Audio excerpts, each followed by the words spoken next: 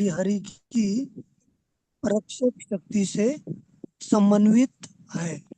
हरे कृष्ण। हाँ, तो वो सबसे पहले उनको गुणगान कर रहे हैं कि भाई जो भगवान का इच्छा है, परित्राणाय साधूनाम विनाशाय च दुष्कृताम, तो विनाशों का दुष्प्र आप करते, सताम संरक्षणाय, भक्तों का संरक्षण, सज्जनों का संरक्षण, धार्मिक लोगों का संरक्षण, धर्म का संरक्षण, वधाय च असताम, तो असत असुरों का मारने के लिए आप क्या करते हो, घूमते हो, यात्रा पर अभी आप आए हो, उसके लिए आप आए हो।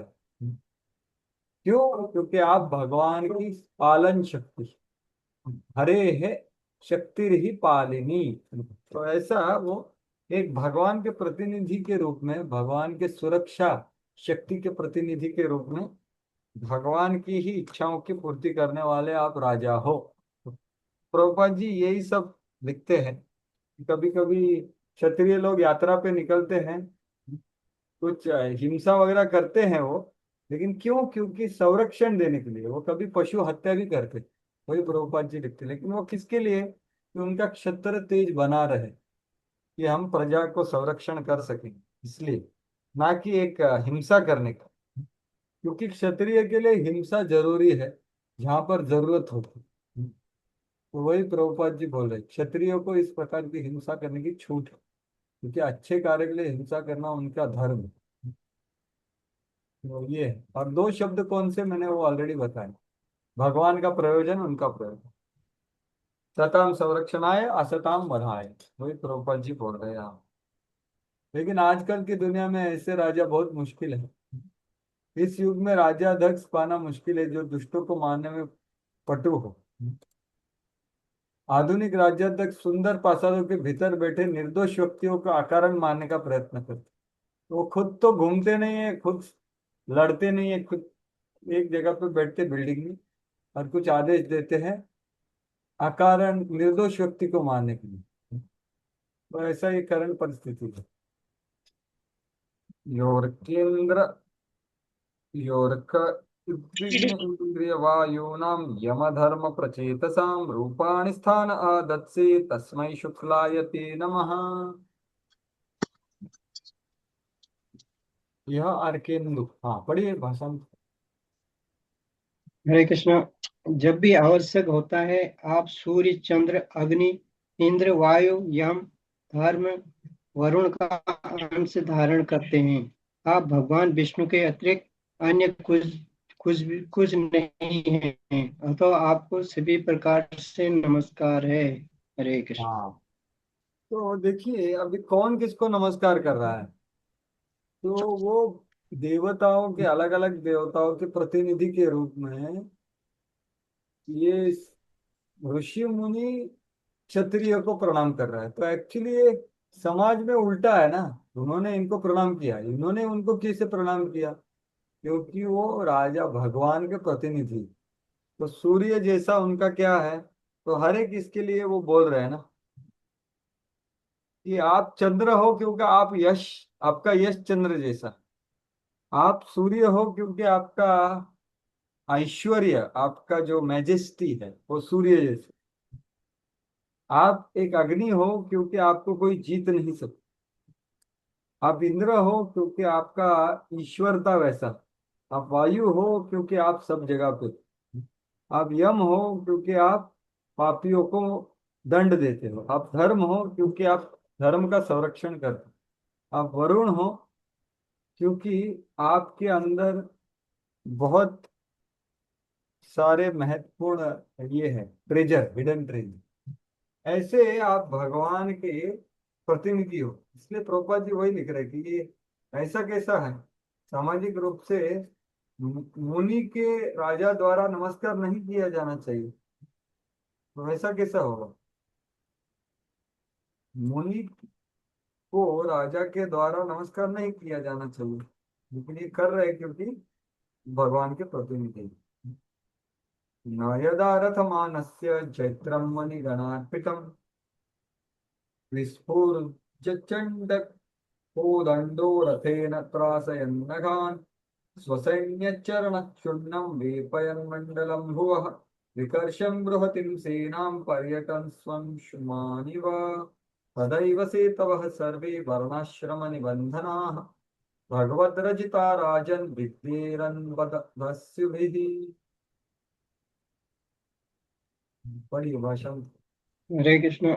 यदि आप यदि आप अपने विजयी रत्न जटित रथ पर, जिसकी उपस्थिति मात्र से अपराधी भयभीत हो उठते हैं, सवार न हो, यदि आप अपने धनुष की प्रचंड टंकार न करें, और यदि आप तेजवान सूर्य की भांति संसार भर में एक विशाल सेना लेकर विचरण न करें, जिसके पदाघात से पृथ्वी मंडल हिलने लगती है, तो स्वयं भगवान द्वारा बनाए गए समस्त वर्णों तथा आश्रमों की व्यवस्था चोरों तथा डाकुओं द्वारा छिन्न भिन्न हो जाए। हरे कृष्ण। तो यहाँ पर ये पूरा क्षत्रिय, एक आदर्श क्षत्रिय का कार्य का वर्णन हुआ है। तो उसमें सबसे महत्वपूर्ण कार्य है कि वर्णाक्षर निबंधना। वर्ण और आश्रम की जो संस्था है वो भगवान द्वारा बनाया हुआ है, भगवत रचिता। तो आप क्या करते हो, उसको संरक्षण करते हो दस्युओं से। तो वही पूरा तात्पर्य प्रभुपाद का भी इसके ऊपर है। इस सामाजिक व्यवस्था मतलब वर्ण, ब्राह्मण क्षत्रिय वैश्य शूद्र, और आध्यात्मिक व्यवस्था मतलब ब्रह्मचारी गृहस्थ वानप्रस्थ संन्यास।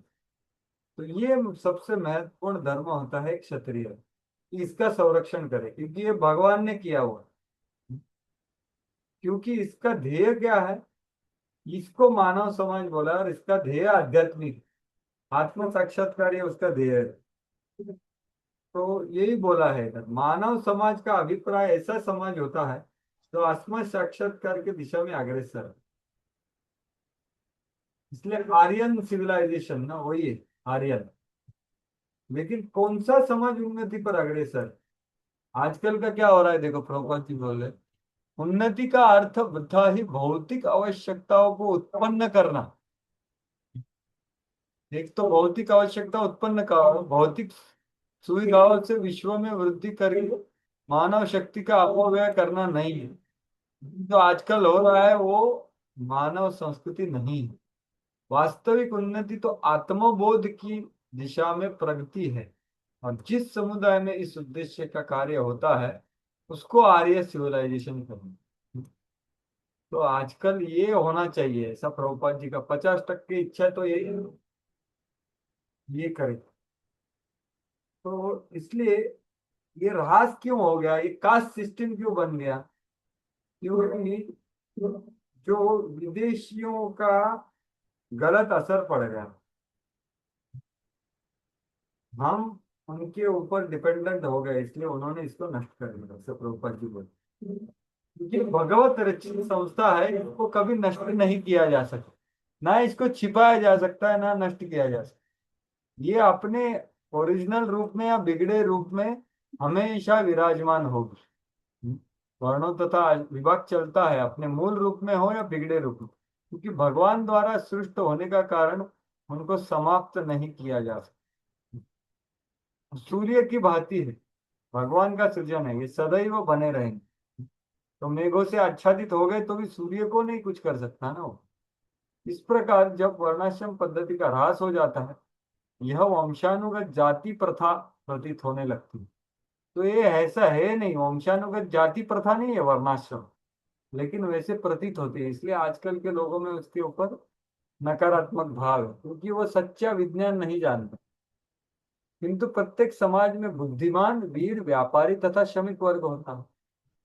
जब वैदिक नियमों के अनुसार विभिन्न जातियों के सहयोग के लिए नियमित कर लिया जाता है, तो शांति और आध्यात्मिक प्रगति होती है। किंतु जब जाति प्रथा में घृणा, अविश्वास तथा कुरीतियां घर कर जाती है, देखिए क्या है, एक दूसरे में घृणा है, अविश्वास है और कुरीतियां, तो पूरी पद्धति ह्रास होने लगती है, और अत्यंत शोचनीय अवस्था उत्पन्न जाती है, जिसका यहाँ पर उल्लेख हुआ। तो ये अभी जो गलत है उसको सही करना है, ये प्रभुपाद का इच्छा था, पर 50% इच्छा वही था। तो ये कैसे हुआ, देखो ये गिर कैसे गया, ये जो वर्णाश्रम पद्धति है ये गिरा क्यों? क्योंकि ऊंचे लोगों ने गलत व्यवहार किया, अनादर की। जैसे श्रृंगी ने परीक्षित महाराज का अनादर किया, वहां से डिग्रेडेशन चालू हो गया। तो ये मोनार्की जो है, मतलब क्या बोलते हैं उसको, मोनार्की को क्या बोलेंगे हिंदी में, जहां पर क्षत्रिय राजा सब राज्य करते हैं, लेकिन नीचे राजसत्ता। ब्राह्मण होते हैं, राजशाही। हाँ क्या? हाँ, राजसत्ता।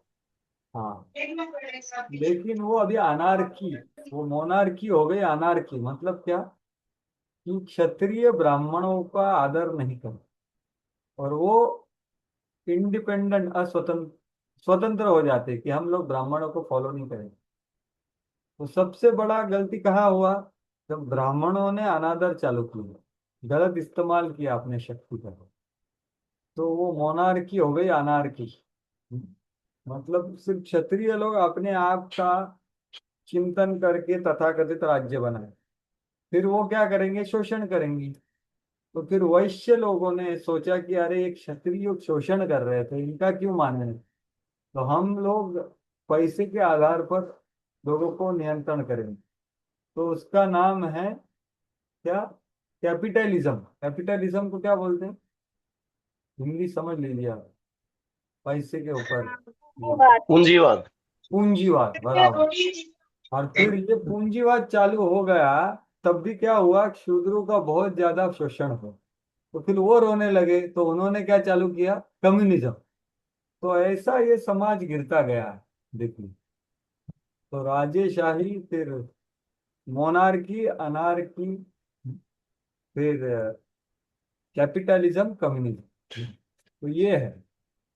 तो ये गड़बड़ क्यों हुआ है? ये तीन की वजह से, कि वो एक दूसरे के ऊपर, एक तो आदर नहीं है, विश्वास नहीं है, और गड़बड़ कार्य चलता है। तो इसकी वजह से प्रभुपाद जी को चाहिए कि ये सिस्टम वापस आ जाए। प्रभुपाद जी बोलते हैं, अर्थधर्मश्च समेधेत लोलुपै व्यंग कुशैर्नृभिः शयाने त्वयि लोकोऽयं दस्युग्रस्तो विनक्ष्यति।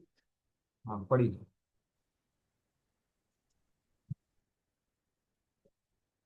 हरे वचन। कृष्ण। हाँ पढ़िए। हाँ पढ़िए। यदि आप संसार की स्थिति के विषय में सोचना छोड़ दे, निश्चित हो जाए तो अधर्म बढ़ेगा, क्योंकि धन लोलुप व्यक्ति निर्द्वंद हो जाएंगे। ऐसे दुराचारियों के आक्रमणों से यह संसार नष्ट हो जाएगा। हाँ, तो आपका उपस्थिति कितना जरूरी है। अगर आप ये 10 लोगों को नहीं करते तो वो गड़बड़ करेंगे। वही बोला जा रहा है। चारों वर्णों तथा चारों आश्रम विभिन्न वर्ग के लोगों के लिए नियमित प्रशिक्षण सिद्धांत होते हैं। तो देखिए, आजकल जैसे सिस्टमैटिक एजुकेशन हो रहा है, प्रभुपाद जी बोल रहे हैं कि डॉक्टर, इंजीनियर, विद्युतवाद, इलेक्ट्रिशियन, इसका बराबर अच्छा कॉलेज है, मस्त क्लासेस है, इंस्टीट्यूशन है। ऐसा नियमित प्रशिक्षण होता था ना, वैसा वर्णाश्रम का होना चाहिए। जैसे प्रभुपाद जी चाहते थे हर हर मंदिर का एक वर्णाश्रम कॉलेज होना चाहिए, जहां पर के ये सब प्रशिक्षण हो।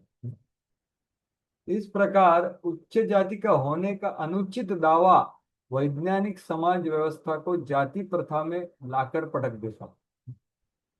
तो उच्च जाति ने, मैंने जैसे बताया ना, कि आदर नहीं किया, तो वो गड़बड़ है, जिससे मूल पद्धति का ह्रास हो जाता है।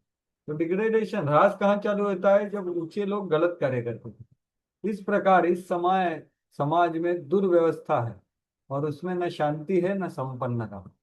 यहाँ स्पष्ट उल्लेख है कि जब तक बलशाली राजा जागरूक नहीं रहता, तब तक अपवित्र तथा अयोग्य व्यक्ति समाज में अमुक पद का दावा करते रहेंगे और सामाजिक व्यवस्था को विनष्ट कर देंगे। तो आप नहीं होंगे तो क्या होगा, वो बता रहे मनु महाराज। अथापि पृच्छे त्वां वीर यदर्थं त्वं यहाँ गतः तद्वयं निर्व्यलीकेन प्रतिपद्यामहे हृदा। हरे कृष्ण। तो भी ये पराक्रमी राजा, मैं आपसे यहाँ आने का कारण पूछ रहा हूँ। वह चाहे जो भी हो, हम बिना हिचक के उसको पूरा करेंगे। हाँ, तो अभी ये सब करने के बाद वो पूछ रहे हैं कि भाई आप इधर आ रहे हो, मतलब आपका कुछ प्रयोजन, आप नहीं तो ऐसे आएंगे नहीं। तो जब कोई अतिथि, अतिथि मतलब न बताकर आने वाले, तो मित्र घर के, कि उसका विशेष प्रयोजन होगा कुछ, इसलिए वो पूछ रहे हैं। इस प्रकार राजा की इच्छा पूरी करने के लिए सनद्ध थे। तो वो क्या बोल रहे हैं, तद्वयम निर्वेलिकेन, आप जो बोलेंगे हम उसको शिरोधार्य करेंगे, प्रतिपद्यामहे हृदय, हृदय पूर्वक ग्रहण करेंगे। आप इधर क्यों आए हो, तो वो विश्वास दे रहे हैं उनको कि भाई आपका जो प्रयोजन है, क्योंकि वो थोड़ा बहुत जाने हैं कि भगवान ने बोला था ना, तो इसलिए वो ऐसा बोल रहे हैं। प्राचीन काल में यह प्रथा थी कि मुनिगण राजा के यहाँ जाते थे और राजागण मुनियों की कुटी में जाया करते थे। प्रत्येक को एक दूसरे के प्रयोजन का पूरा करने में प्रसन्नता होती थी। यह पारंपरिक आदान प्रदान भक्ति क्रिया कहलाता है। तो एक्चुअली ये कौन से भी समाज में अगर ये दो जो लीडर्स है ना, जो है ब्राह्मण और क्षत्रिय, और दूसरी जो प्रशिक्षण देने वाले, आध्यात्मिक प्रशिक्षण देने वाले, और जो प्रशासन करने वाले, ये दोनों का अगर एक दूसरे के साथ आदर पूर्वक, हृदय पूर्वक, विश्वास पूर्वक संबंध है, तो वो समाज बहुत अच्छा आगे बढ़ सकता है। लेकिन प्राय आप देखो पूरे भागवत में सब गड़बड़ ये दोनों में ही होती है, ब्राह्मण और क्षत्रिय, क्योंकि दोनों लीडर है, दोनों शक्तिशाली, दोनों प्रभावशाली है, दोनों अस्वतंत्र होते हैं एक तरह से देखा जाए तो। इसलिए काफी सारी समस्याएं भागवत की भी आप देखोगे कि क्षत्रिय और ब्राह्मणों में जब कुछ होता है तब भी बहुत बड़ा समस्या होता है। तो इसलिए ये दोनों का जो पारंपरिक पारंपरिक नहीं, पारस्परिक आदान प्रदान भक्ति क्रिया कहते हैं, क्योंकि समाज का, दोनों समाज का बहुत महत्वपूर्ण कार्य करते हैं।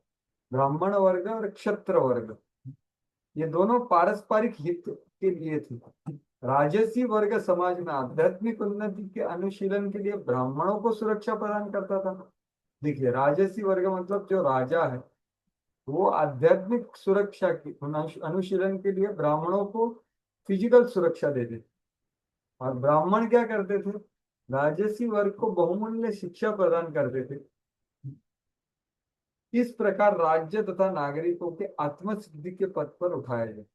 तो ऐसे वो एक दूसरे के ऊपर निर्भर थे, और एक दूसरे से श्रेष्ठ भी थे और निर्भर भी थे। तो देह के संरक्षण के लिए ब्राह्मण क्षत्रिय के ऊपर, और आध्यात्मिक प्रशिक्षण और आध्यात्मिक उद्देश्य प्रजा के लिए, राजा के लिए, वो राजा ब्राह्मण के ऊपर ये रहता। तो ये महत्वपूर्ण है। ये जब होगा कौन से भी समाज में, तो समाज फिर आगे बढ़ेगा। इसलिए हम देख सकते हैं कि इस्कॉन में भी आप देखिए कि एडमिनिस्ट्रेटर होते हैं और सन्यासी होते हैं। तो ये दोनों का समन्वय बहुत जरूरी है, क्योंकि दोनों विशेष कार्य कर रहे हैं और एक दूसरे का कार्य प्रायः ना करना बहुत अच्छा है। जो आध्यात्मिक प्रशिक्षक है उन्होंने आध्यात्मिक प्रशिक्षण करना चाहिए, जो एडमिनिस्ट्रेटर है उसने वो करना चाहिए। तो ऐसा ये अध्याय खत्म होता है। अभी 22वां अध्याय। तो 22वें अध्याय में कर्दम मुनि तथा देव, कर्दम मुनि तथा देवहूति का ब्याह। तो इसमें क्या क्या वर्णन है,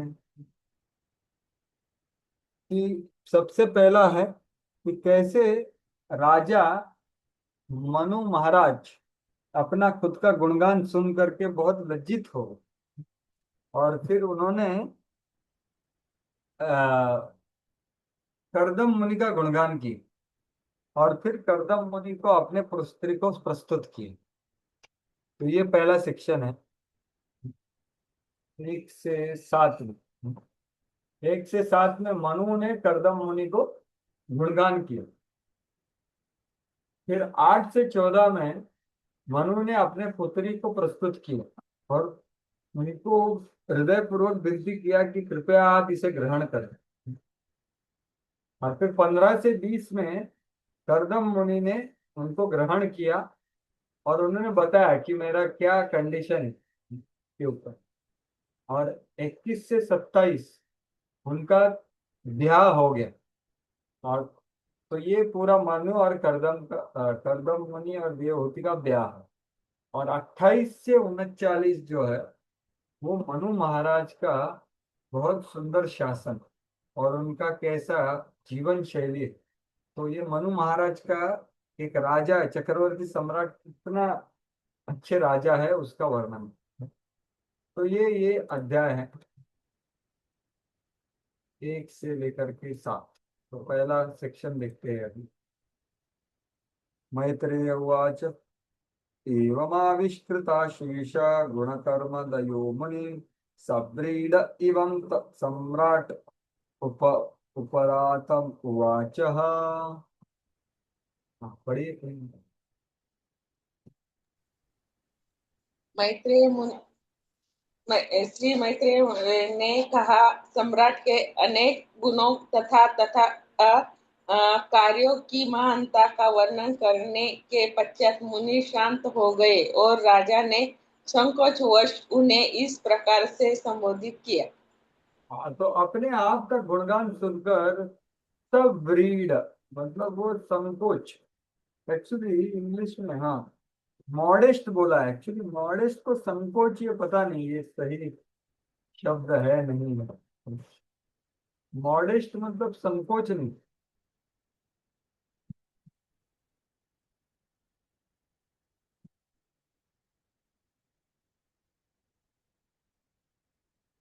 मॉडेस्ट मतलब विनीत, लज्जावान। उनको विनय लगा, लज्जा लगा, अरे मेरा गुणगान इतना किया इन्होंने। तो एक प्रामाणिक भक्त को जब वो उनका गुणगान कोई करता है तो उनको क्या लगता है, बहुत लज्जा लगता है, अरे मैं इतना पात्र नहीं हूं। वैसा ये मनु को प्रतीत हुआ और मनु ने फिर उनका गुणगान किया। उनके खुद का गुणगान सुन करके थोड़ा लज्जित हो गया। मनुर्वाच ब्रह्मा सृजत स्वमुखतो युष्मानात्म परीक्षया छंदोमयस्तपो विद्या योग युक्ता नलंपटान।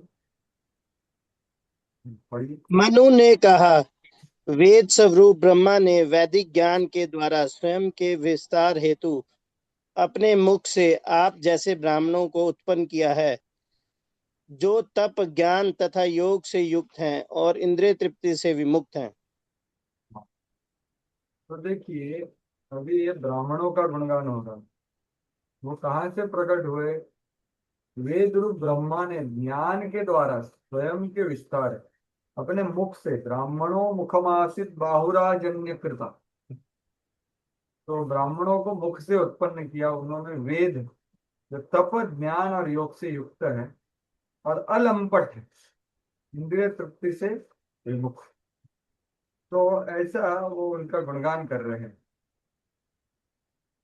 तो यहाँ पर प्रभुपाद जी वही बोलते हैं, वेदों का उद्देश्य परम सत्य के दिव्य एक्चुअली परा परा ज्ञान परा विद्या का प्रसार करना है। दिव्य ट्रांसीडेंटल नॉलेज, परा विद्या का प्रसार करना। ब्राह्मणों की उत्पत्ति परम पुरुष के मुख से हुई, फलतः उनका कार्य वेद ज्ञान का प्रसार है जिसमें भगवान की महिमा प्रसार।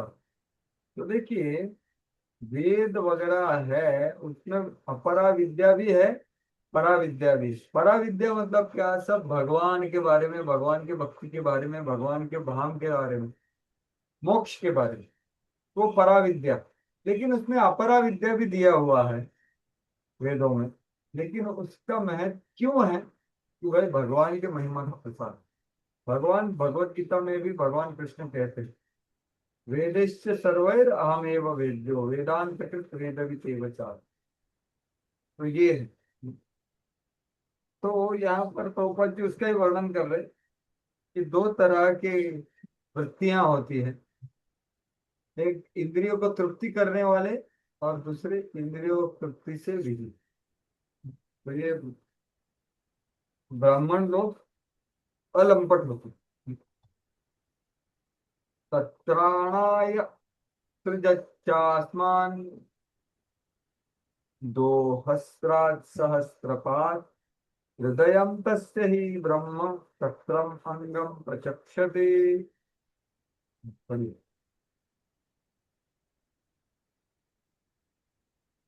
भाषांतर। कृष्ण। ब्राह्म हरे कृष्णा। ब्राह्मणों की रक्षा के लिए सहस्त्र चरणों वाले विराट पुरुष ने हम क्षत्रियों को अपनी सहस्त्र भुजाओं से उत्पन्न किया, अतः ब्राह्मणों को उनका हृदय और क्षत्रियों को उनकी भुजाएं कहते हैं। हाँ, तो देखिए ये बहुत अच्छा उपमा है कि ये यूनिवर्स फॉर्म नहीं तो विराट रूप में ब्राह्मणों को यहाँ पर हृदय बताया और क्षत्रियों को शरीर बताया। मतलब क्या, हृदय को शरीर संरक्षण देता है, तो भगवान ने हमको क्षत्रियों को क्यों बनाया? आपका संरक्षण करने के लिए, क्योंकि आप हृदय हो भगवान का।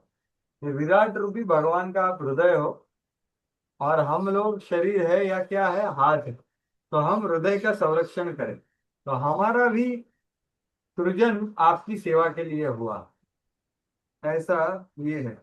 और हम जानते हैं कि हृदय की वजह से ही शरीर चलता है, तो ये परस्पर एक दूसरे के ऊपर निर्भरता है।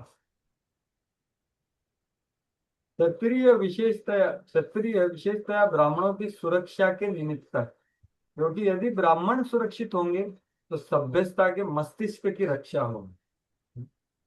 देखो, तो ब्राह्मणों को अन्यत्र क्या बोला है कि वो एक स्तर के समान है। आपने देखा है कोई देह होता है वो हाथ के समान हाथ के समान जी सकता है, पैर के समान भी जी सकता है पैर के बिना। लेकिन आपने कभी ऐसा देह देखा है क्या जो सर के बिना जीता है? नहीं। समस्त मस्तिष्क की रक्षा करेंगे तो सभी रक्षा होगी। ब्राह्मणों को सामाजिक शरीर का मस्तिष्क माना जाता है। यह मस्तिष्क विमल रहे और पगलाए नहीं तो सब कुछ ठीक रहे। तो इसलिए ब्राह्म भगवान को क्या बोला है? नमो ब्राह्मण्य देवाय गो ब्राह्मण्य हिताय जगद हिताय कृष्णाय गोविंदाय नमः। तो सबसे पहले क्या है, गो ब्राह्मण का हित करें, क्योंकि गो ब्राह्मणों का हित पहले करना है विशेष रूप से, और फिर अन्यों का हित, क्योंकि गो ब्राह्मणों के द्वारा अन्यों का हित होता है। इस प्रकार ब्राह्मण संस्कृति तथा गो रक्षा ये दोनों मानव सभ्यता के मूल सिद्धांत है। तो ये ब्राह्मण संस्कृति क्या है? ये है वर्णाश्रम धर्म। ब्राह्मण संस्कृति मतलब वर्णाश्रम धर्म। तो ये दोनों भगवान भगवान के द्वारा जनित और भगवान के द्वारा रक्षित। तो इसलिए बाद में हृदय का भी तुलना किया है आपको। जिस प्रकार हृदय की तुलना में शरीर भारी अवश्य होता है, किंतु महत्वपूर्ण हृदय ही होता है। तो एक दूसरे के ऊपर पूरा निर्भरता है और एक दूसरे का अलग अलग कार्य है और दोनों जरूरी है। अतो यह अन्योन्यम आत्मा अन्योन्यमात्मानं ब्रह्मक्षत्र च रक्षतः रक्षति स्माव्ययो देवः स यः सदसादात्मकः। इसीलिए ब्राह्मण तथा क्षत्रिय एक दूसरे की और साथ ही स्वयं की रक्षा करते हैं। कार्य कारण रूप तथा निर्विकार होकर भगवान स्वयं एक दूसरे के माध्यम से उनकी रक्षा करते हैं। तो अनोन्यम आत्मानम, एक दूसरे को, वर्ण तथा आश्रम का समूचा समाज ढांचा परस्पर सहयोग पर निर्भर है। तो परस्पर सहयोग कब होगा? जब परस्पर आदर होगा। परस्पर आदर कब होगा? जब हम जानेंगे कि भाई हाथ का काम पैर नहीं कर सकता, पैर का काम हाथ नहीं कर सकता, हाथ का काम सर नहीं कर सकता, सर का काम हाथ नहीं कर सकता। ऐसा एक दूसरे के ऊपर निर्भर आदर युक्त रहेंगे तो पूरा देह का कार्य सही होगा। देह है ये पूरा समाज, तो ये परस्पर सहयोग बहुत जरूरी है। और इसका ध्येय क्या है? आत्मबोध के उच्चतम पद तक उठाने का निमित्त है। तो ये सहयोग भोग करने के लिए सहयोग नहीं, ये सहयोग है आद्य भक्ति योग, भगवत प्राप्ति का। तो ब्राह्मणों की रक्षा क्षत्रियों द्वारा की जानी चाहिए और ब्राह्मण द्वारा क्षत्रियों को ध्यान दिया जाना चाहिए। जो ब्राह्मण तथा क्षत्रिय अच्छे सहयोग से रहते हैं तो अन्य गौण विभाग जैसे वैश्य और शूद्र भी स्वयं वो फलते फूलते हैं, ऑटोमेटिक उनका भी अच्छा होता है। इसलिए ये दो जो लीडर है सोसाइटी के, उन्होंने सहयोग करना बहुत जरूरी है। फलतः वैदिक समाज की समग्र विकास प्रक्रिया ब्राह्मणों तथा क्षत्रियों के महत्ता पर आश्रित। तो ये समाज प्रभुपाद चाहते हैं 50%।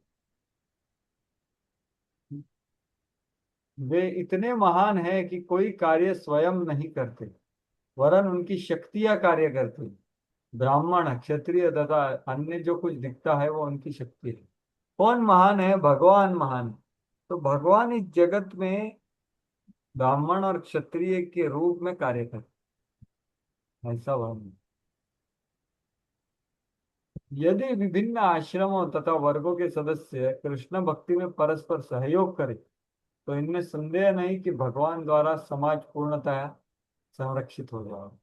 तो ये जरूरी है। प्रभुपाद जी लिखते हैं 5वें स्कंद में कि हर आदमी ने सोचना चाहिए कि मैं कौन हूँ, ब्राह्मण क्षत्रिय वैश्य और शूद्र, और वैसा उसको प्रशिक्षण देना चाहिए। जब उसको वैसा प्रशिक्षण देगा तो उसका जीवन सफल हो जाएगा, नहीं तो पूरा समाज कंफ्यूज होगा, ऐसा प्रभुपाद जी लिखते। तो जब वो जानेगा मैं कौन हूं तो फिर दूसरा जानेगा, एक दूसरे का सहयोग करेंगे और फिर सभी लोग भगवत प्राप्ति करेंगे। ऐसा नहीं कि सिर्फ ब्राह्मण और क्षत्रिय प्राप्त करेंगे, वैश्य और शूद्र सभी लोग भगवत प्राप्ति करेंगे, क्योंकि ध्येय क्या है? दैव वर्णाश्रम, सब लोग कृष्ण की पूजा करेंगे। तो ये बात यहाँ पर बोला गया है।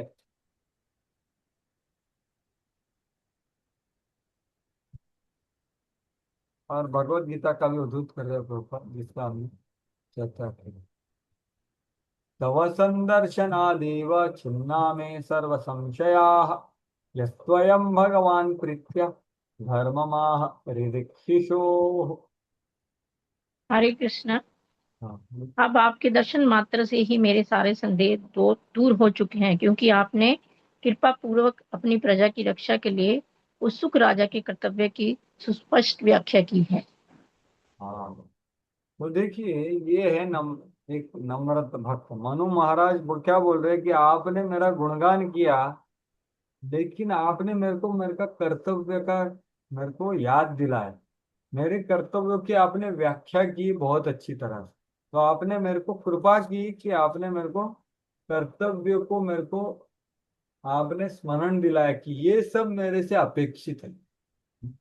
तो मैं ये स्तर पे नहीं हूं, लेकिन आपकी अपेक्षा में ग्रहण कर। वैसे वो अपने गुणगान को ऐसा विचार करे कि आपने कृपा पूर्वक और क्यों किया, अपनी प्रजा के रक्षा के लिए मेरा जो कर्तव्य है उसका आपने बहुत सुस्पष्ट व्याख्या की। तो प्रभुपाद जी बहुत विशेष तात्पर्य लिखते हैं अभी अगले 2-3 तात्पर्यों में।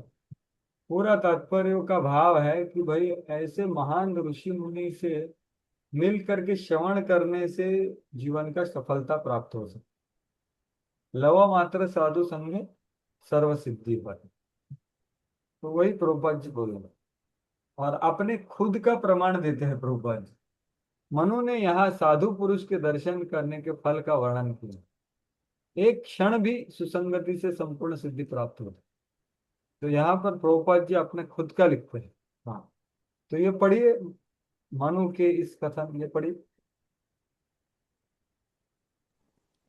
मनु के इस कथन का हमारा व्यक्तिगत अनुभव वास्तविक प्रमाण है। एक बार हमें विष्णुपाद श्री श्रीमद् भक्ति सिद्धांत सरस्वती गोस्वामी महाराज जी के दर्शन का अवसर प्राप्त हुआ और उन महानुभाव ने पहली भेंट में ही हमें पाश्चात्य देशों में अपने संदेश का प्रचार करने के लिए निवेदन किया। इसके लिए कोई तैयारी ना थी, किंतु चूंकि उनकी इच्छा थी, उनकी कृपा से उनके आदेश के पालन में हम लगे हुए हैं। इससे हमें दिव्य कार्य मिला और उन्होंने हमें भौतिक वृत्तियों के कार्य व्यापारों से उबार लिया। अतः यह सच है कि यदि ऐसे साधु पुरुष से भेंट हो जाए जो दिव्य कार्यों में ही अनुरक्त हों, और यदि उनकी कृपा हो जाए तो मनुष्य के जीवन का उद्देश्य पूर्ण हो जाता है, जो हम हजारों जन्मों में भी प्राप्त नहीं हो पाता। वह साधु पुरुष की एक क्षण की संगति से प्राप्त हो जाता है। प्रभु जी आगे पढ़ना। हाँ हाँ।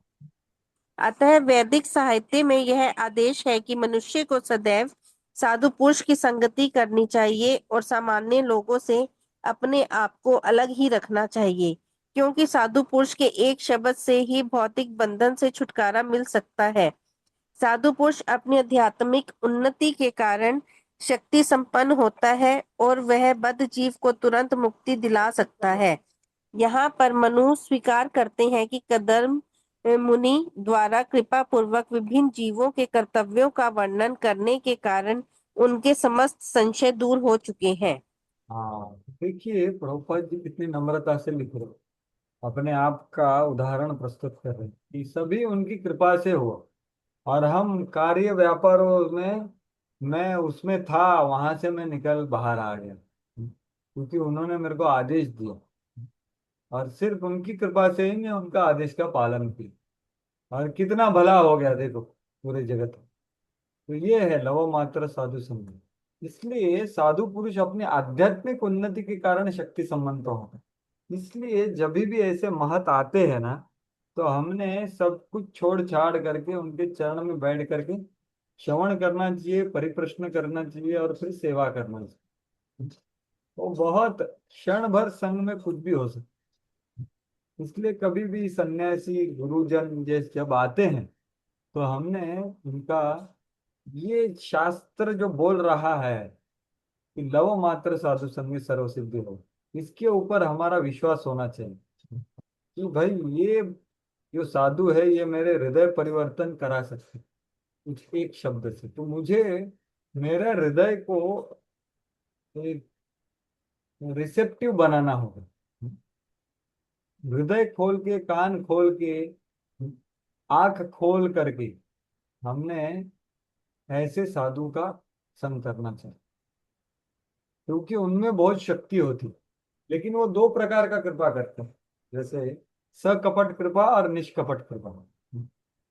तो सकपट कृपा क्या है कि जो आदमी सिर्फ उनसे, जैसे कि परम पूज्य हलधर महाराज उदाहरण देते, कुछ गुरु है तो वो देखते हैं अपने कुछ शिष्य को सिर्फ क्या चाहिए, गुरु के हाथ से हार चाहिए और हार के साथ उनका फोटो लेना चाहते हैं बस। वो फोटो लगा के सब दुनिया को दिखाएंगे गुरु महाराज ने मेरे को हार दी थी, तो भाई उसको हार मिल जाएगा, कृपा नहीं मिलेगा उसको। लेकिन जो गुरु का महती जानता है, गुरु क्या प्रदान कर सकता है, और फिर प्रामाणिकता से गुरु को प्रस्तुत होता है, कुछ दिखावा नहीं करना चाहता हो, तो उसको अकपट कृपा प्राप्त होता है। सिर्फ वो भगवान को और ज्यादा शरणागत होने के लिए, भगवान को और ज्यादा जानने के लिए, भगवान की भक्ति और हृदय शुद्ध करने के लिए ये साधु के पास जाता है। तो साधु वो समझ जाता ये क्यों आया और ये क्यों आया, जिसको हार चाहिए उसको हार देंगे, और जो ये भौतिक जीवन से हार गया है, भक्ति चाहता है, उसको भक्ति देंगे। तो ये सकपट कृपा, निष्कपट कृपा, तो ये वो जानते हैं कौन कौन होता है। इसलिए हम ऐसे जब बड़े वरिष्ठ सन्यासी साधु जब आते हैं गुरु, तो हमने पूरा हृदय खोल करके सही भाव से उनका संगति करना चाहिए, श्रवण करना चाहिए, परिप्रश्न करना चाहिए और सेवा करना। तो फिर ये अनुभव हो सकता है जो प्रभुपाद जी को यहाँ पर बहुत नम्रता से प्रभुपाद जी बताए। तो मनु को ये अनुभव हो रहा, दृष्टया में भगवान दृष्टो दुर्दर्शो यत्कृतात्मनाम दृष्टया पादरजः स्पृष्टम श्लिष्णो में भवतः शिवम। बड़ी हरे कृष्णा। हाँ यह बड़ी मेरा सौभाग्य है कि मुझे आपके दर्शन हो सके, क्योंकि जिन लोगों ने अपने मन तथा इंद्रियों को वश में नहीं किया है उन्हें आपके दर्शन दुर्लभ हैं। मैं आपके चरणों की धूल को सिर से स्पर्श करके और भी कृतकृत्य हुआ हूँ। हाँ। तो देखिए ये सा, ये जो सिद्धांत है ये भागवत का सिद्धांत, पादरज स्पृष्ट शीर्षणा में भवतः शिवम। तो महत पाद रजोभिषेकम, दिव्य जीवन की पूर्णता पवित्र पुरुष के चरण कमल की पवित्र धूलि का स्पर्श करके प्राप्त की जा सकती। तो ये सिद्धांत भागवत में बारंबार दिया हुआ। तो ये किसने दिया है, कोई बताएगा? महत्पादर जो अभिषेकम, कौन कौन बोला है ऐसा? महाराज भरत। प्रहलाद महाराज बोले हैं। प्रहलाद महाराज। अपने जब हिरण्यकशिपु से वो बोल रहे थे, अरे ये आपका मति ऐसा कैसे हो गया, तो तब भी उन्होंने बोला, नैषाम मतिस्तावत रुक्रमांग्रिम स्पृशत्यनर्था पगमो यदर्था महीयसाम पादरजोभिषेकम निष्किंचनानाम न वृणीतया। देखो, आपका मन कृष्ण में कब लगेगा, जब महत्पाद रजोभिषेक करेंगे आप। लेकिन आप तो नहीं कर रहे, षंड अमर्क और शुक्राचार्य का अभिषेक कर रहे हैं, तो उससे कुछ नहीं होने वाला। क्योंकि नते विदु स्वार्थ गति नहीं विष्णु, उनको पता ही नहीं। वो और कहाँ बताया, कौन किसको बताता है? तो ये रहुगण को भी कौन बताता है? जड़ ये भरत। जड़ भरत। हाँ, रहुगणैस्तस्तपसा न याति न चेज्जया निर्वपणात् गृहाद्वा न छंदसा नैव जलाग्नि सूर्यै विना महत्पादरजोभिषेक। तो जो आप तपस्या से, कितने दान धर्म से, तपसा न यति न चेज्जया, कितना सारा पूजा करने से, निर्वपणात् गृहाद्वा न छंदसा, बहुत सारा शास्त्र को पढ़ के, नैव जलाग्नि सूर्यै, ये करके कुछ नहीं प्राप्त हो सकता, सिर्फ महत्पादर जो अभिषेकम। और वही सुखदेव गोस्वामी को बोलते हैं, वो बोलते हैं जिंदा जिंदा आदमी मुर्दा होता है जब तक उसको महत का रज नहीं मिलता अपने सर पर। जीवन छवो भागवतांग्री रेणु, ऐसा दूसरे स्कंद में बताया गया। तो ये बहुत महत्वपूर्ण सिद्धांत है, और इसका हमने समझ करना चाहिए कि इसका वास्तविक अर्थ भी है कि वास्तविक हम उनके चरण कमल की धूली अपने सर पे लगाएं, उसका अभिषेक करें। बिल्कुल ये भी करना चाहिए, लेकिन उसका महत्वपूर्ण अर्थ चक्रवर्ती ठाकुर बोलते हैं कि हमारे हृदय में, हमारे बुद्धि में उनकी तरफ महत बुद्धि हो, उनकी तरफ आकर्षण हो, उनकी वैष्णवत्व में हमको क्या बोलते हैं, बहुत सराहना हो हृदय में, उनके वैष्णव जो गुण है, नाम रूप गुण लीला। तो ऐसे शुद्ध भक्त का वैष्णवत्व में जब हम आकर्षित हो जाते हैं और उनका हमेशा चिंतन करते हैं, तो उसको बोला है महत्पाद रजोभिषेक। जैसे व्यास पूजा होता है ना गुरु का या प्रभुपाद का, तो वहां पर हम उनके चरण कमल की धूलि में नहाते हैं, क्योंकि हम क्या सुनते हैं, उनका गुणगान सुनते हैं। तो जब हम उनके वैष्णवत्व में आकर्षित हो जाते हैं, तो उन्होंने आदेश दिया तो पालन करेंगे ना, क्यों नहीं करेंगे? तो ये बात, ये अर्थ है उसका, चरण कमल रज, इससे सब सिद्धि प्राप्त हो सकती। तो मनुष्य अपने महत गुरु की कृपा से महत बनता। तो इसके लिए आत्मा उन्नति के लिए गुरु शिष्य परंपरा जरूरी। तो शिष्य के लिए बहुत सारे महत हो सकते हैं, लेकिन सबसे बड़े महत कौन है? उनके गुरु। तो इसलिए प्रभुपाद जी वो बोल रहे, केवल धार्मिक कर्मकांडों का पालन करके या केवल सन्यासी बनने अथवा शास्त्रोक्त विधि से यज्ञ करने से आध्यात्मिक उन्नति नहीं मिलती। जो मैंने अभी बताया ना, ये विद्या निस्संदेह आत्मबोधक सहायक है, किंतु वास्तविक प्रभाव तो महत कृपा से हो। तो अभी मैंने आपको यही बताया, रहो गणेश तपसा ना याद, वही बोल रहे हैं यहाँ पर, अलग भाषा में बोल रहे हैं बस कि भाई महत, ये सब करना है महत को खुश करने के लिए। तो चक्रवर्ती, यस्य प्रसादात भगवत प्रसादो यस्य प्रसादान न गति कुतो, बराबर है, चक्रवर्ती ठाकुर ने बोला। तो यही मनु महाराज यहाँ पर बोल रहे कि मेरा आज भाग्य है, दिष्ट्या दिष्ट्या पादरजः स्पृष्टम, कि मेरे को आपका संग प्राप्त हुआ। तो ऐसे वो कृतज्ञता व्यक्त कर रहे। और लास्ट में देखो, यहाँ पर ये शब्द है ना, अकृतात्मना, मतलब जो आत्मा के अर्थ शरीर, आत्मा का अर्थ मन और अकृतात्मा का अर्थ सामान्य व्यक्ति जो अपनी इंद्रियों को वश में नहीं रख सकता। क्योंकि सामान्य मनुष्य इंद्रिय तथा मन को वश नहीं कर पाता, इसलिए सामान्य व्यक्ति को महापुरुष या भगवान के महान भक्तों को शरण ढूंढनी चाहिए और उन्हें प्रसन्न करने का प्रयत्न करना चाहिए। तो देखिए, ये हमारा इंद्रिय संयमन है।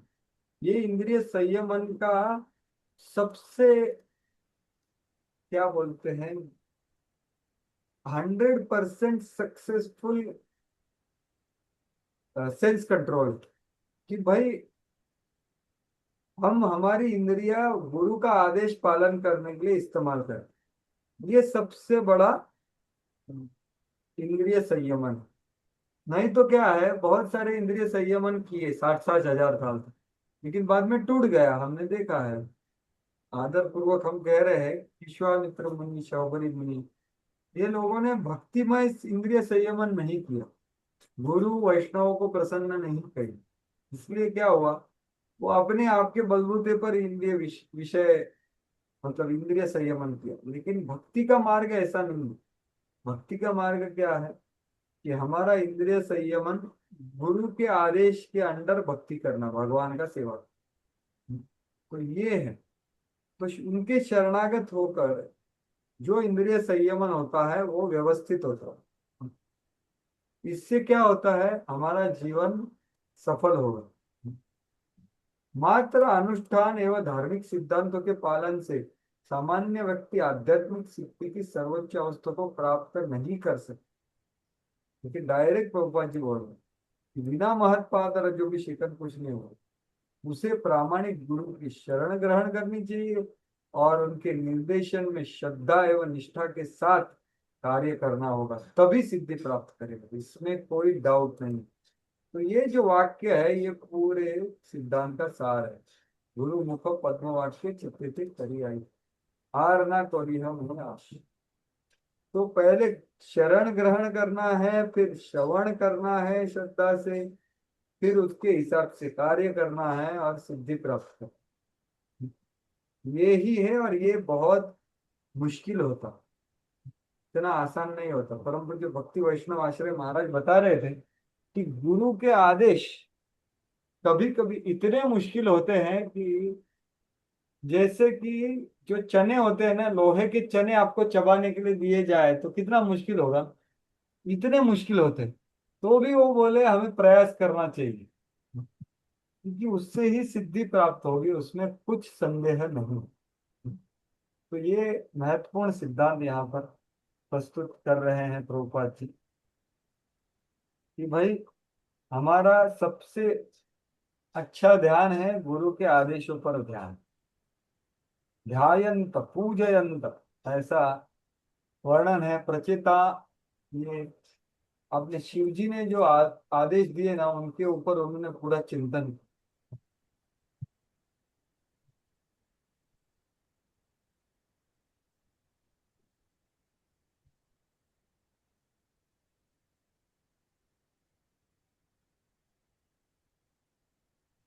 तो ठीक है, वो श्लोक अभी नहीं मिलेगा मेरे को।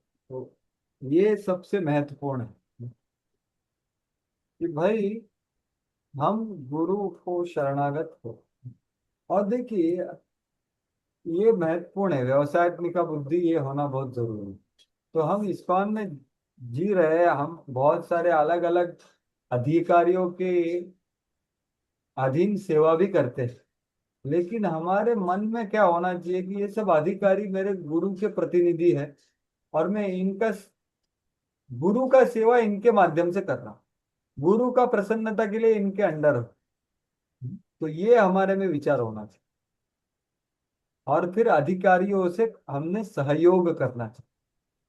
शरणागति गुरु के तरफ, बाकी भक्तों के साथ सहयोग अधिकारियों, ये प्रभुपाद जी चाहते हैं, ना कि गुरु को भूल करके अधिकारियों का शरणागत हो जाए। तो ये उचित नहीं है।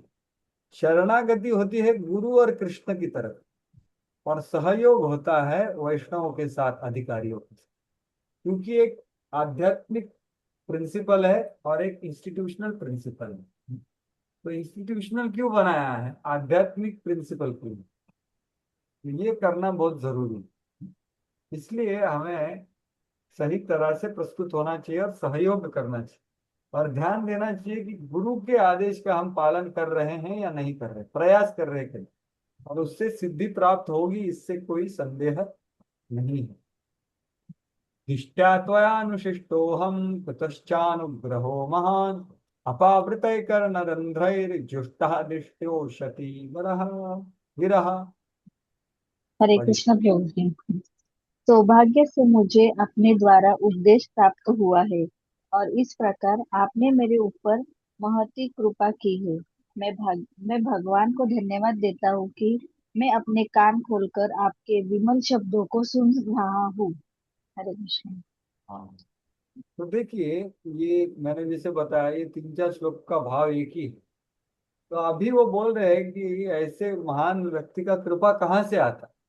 वो आता है कान खोल कर सुनने से। कैसे? उपदेश के द्वारा। त्वय अनुशिष्टो हम, आपने मेरे को कुछ उपदेश दिया, वही आपका मेरे ऊपर अनुग्रह है, महान अनुग्रह। आपने महान अनुग्रह किया है मेरे को, कुछ उपदेश दे करके, आदेश दे करके, संदेश दे करके, और मैंने पूरे कान खोल करके उसको ग्रहण किया। अपावृत कर्णरंध्र, मेरे कान के जो होल है वो पूरा का पूरा खोल करके, मतलब क्या, हृदय खोल कर, जुष्टा दिष्टया शति गिरा, कि आपका जो विमल शब्दों को मैं, हमारे कान बड़े खोल करके मैं ग्रहण कर रहा हूँ और मैं बहुत कृतज्ञ हूँ। तो प्रभुपाद जी अन्यत्र लिखते हैं कि गुरु का कृपा कान द्वारा कौन से इंद्रिय से ग्रहण किया जा सकता है? सिर्फ एक, वो है कान के द्वारा, क्योंकि उसका कथा उपदेश आदेश। तो वही प्रभुपाद जी यहाँ पर वापस लिख रहे हैं, पहले इच्छुक व्यक्ति को प्रामाणिक गुरु की खोज करनी चाहिए और तब अत्यंत उत्सुकता के साथ उपदेश प्राप्त करना चाहिए।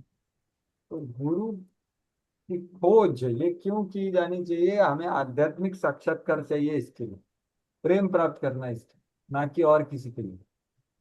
और फिर प्राप्त होने के बाद अत्यंत उत्सुकता के साथ उपदेश प्राप्त करना चाहिए, ना कि सिर्फ दीक्षा के लिए बहुत उत्सुक है, उपदेश के लिए नहीं। और फिर, हाँ, फिर उपदेश भी मिल गया, फिर चाहिए कि और तद अनुसार कार्य करना चाहिए।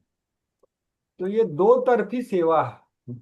तो ये दोनों लोग का एक एक कर्तव्य होता है, इनका उपदेश देना, आदेश देना, संदेश देना, अपने शिष्य के स्तर के हिसाब से, स्वभाव के हिसाब से।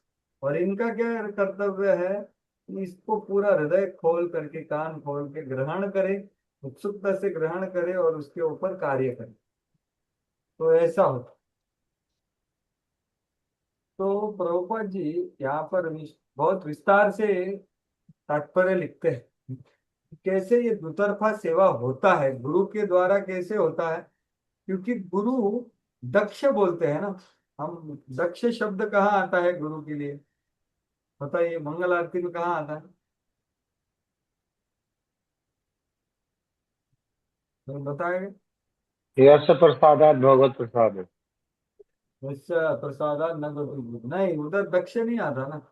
वो तो सही है, यक्ष प्रसाद, वो तत्र जो साक्षात। तत्दशाद अति बलभस्य। हाँ, तो वो कहाँ है? यादें बोल देती अब। सिद्ध न्यायालिबेर्योक्तिरपेक्षणीय तत्रातिदाक्षादतिवल्लभास्य वंदे गुरोः श्रीचरणं। तो प्रभुपाद जी, दक्ष शब्द क्या है? एक्सपर्ट। तो दक्ष ये शब्द का अर्थ है वो जो आदमी, उन्होंने शास्त्र का सार का ग्रहण करके उतार के अनुभव किया है और वो दूसरों को समझा सकता है, दूसरे को आदेश उपदेश संदेश दे सकता है, ऐसे गुरु होते हैं। जैसे शाब्दे परे च निष्णातम ब्रह्मणि उपसमाशय। तो ये जो गुरु है बहुत दक्ष होते हैं कि किसको कैसी सेवा में लगाना है। ऐसा नहीं है कि वो, उनका मेन कर्तव्य होता है कि इसको सेवा में प्रवृत्त करना है उसके स्वभाव के अनुसार। प्रभुपाद जी यही लिखे, यहाँ पर ही लिखे हैं कि देखो,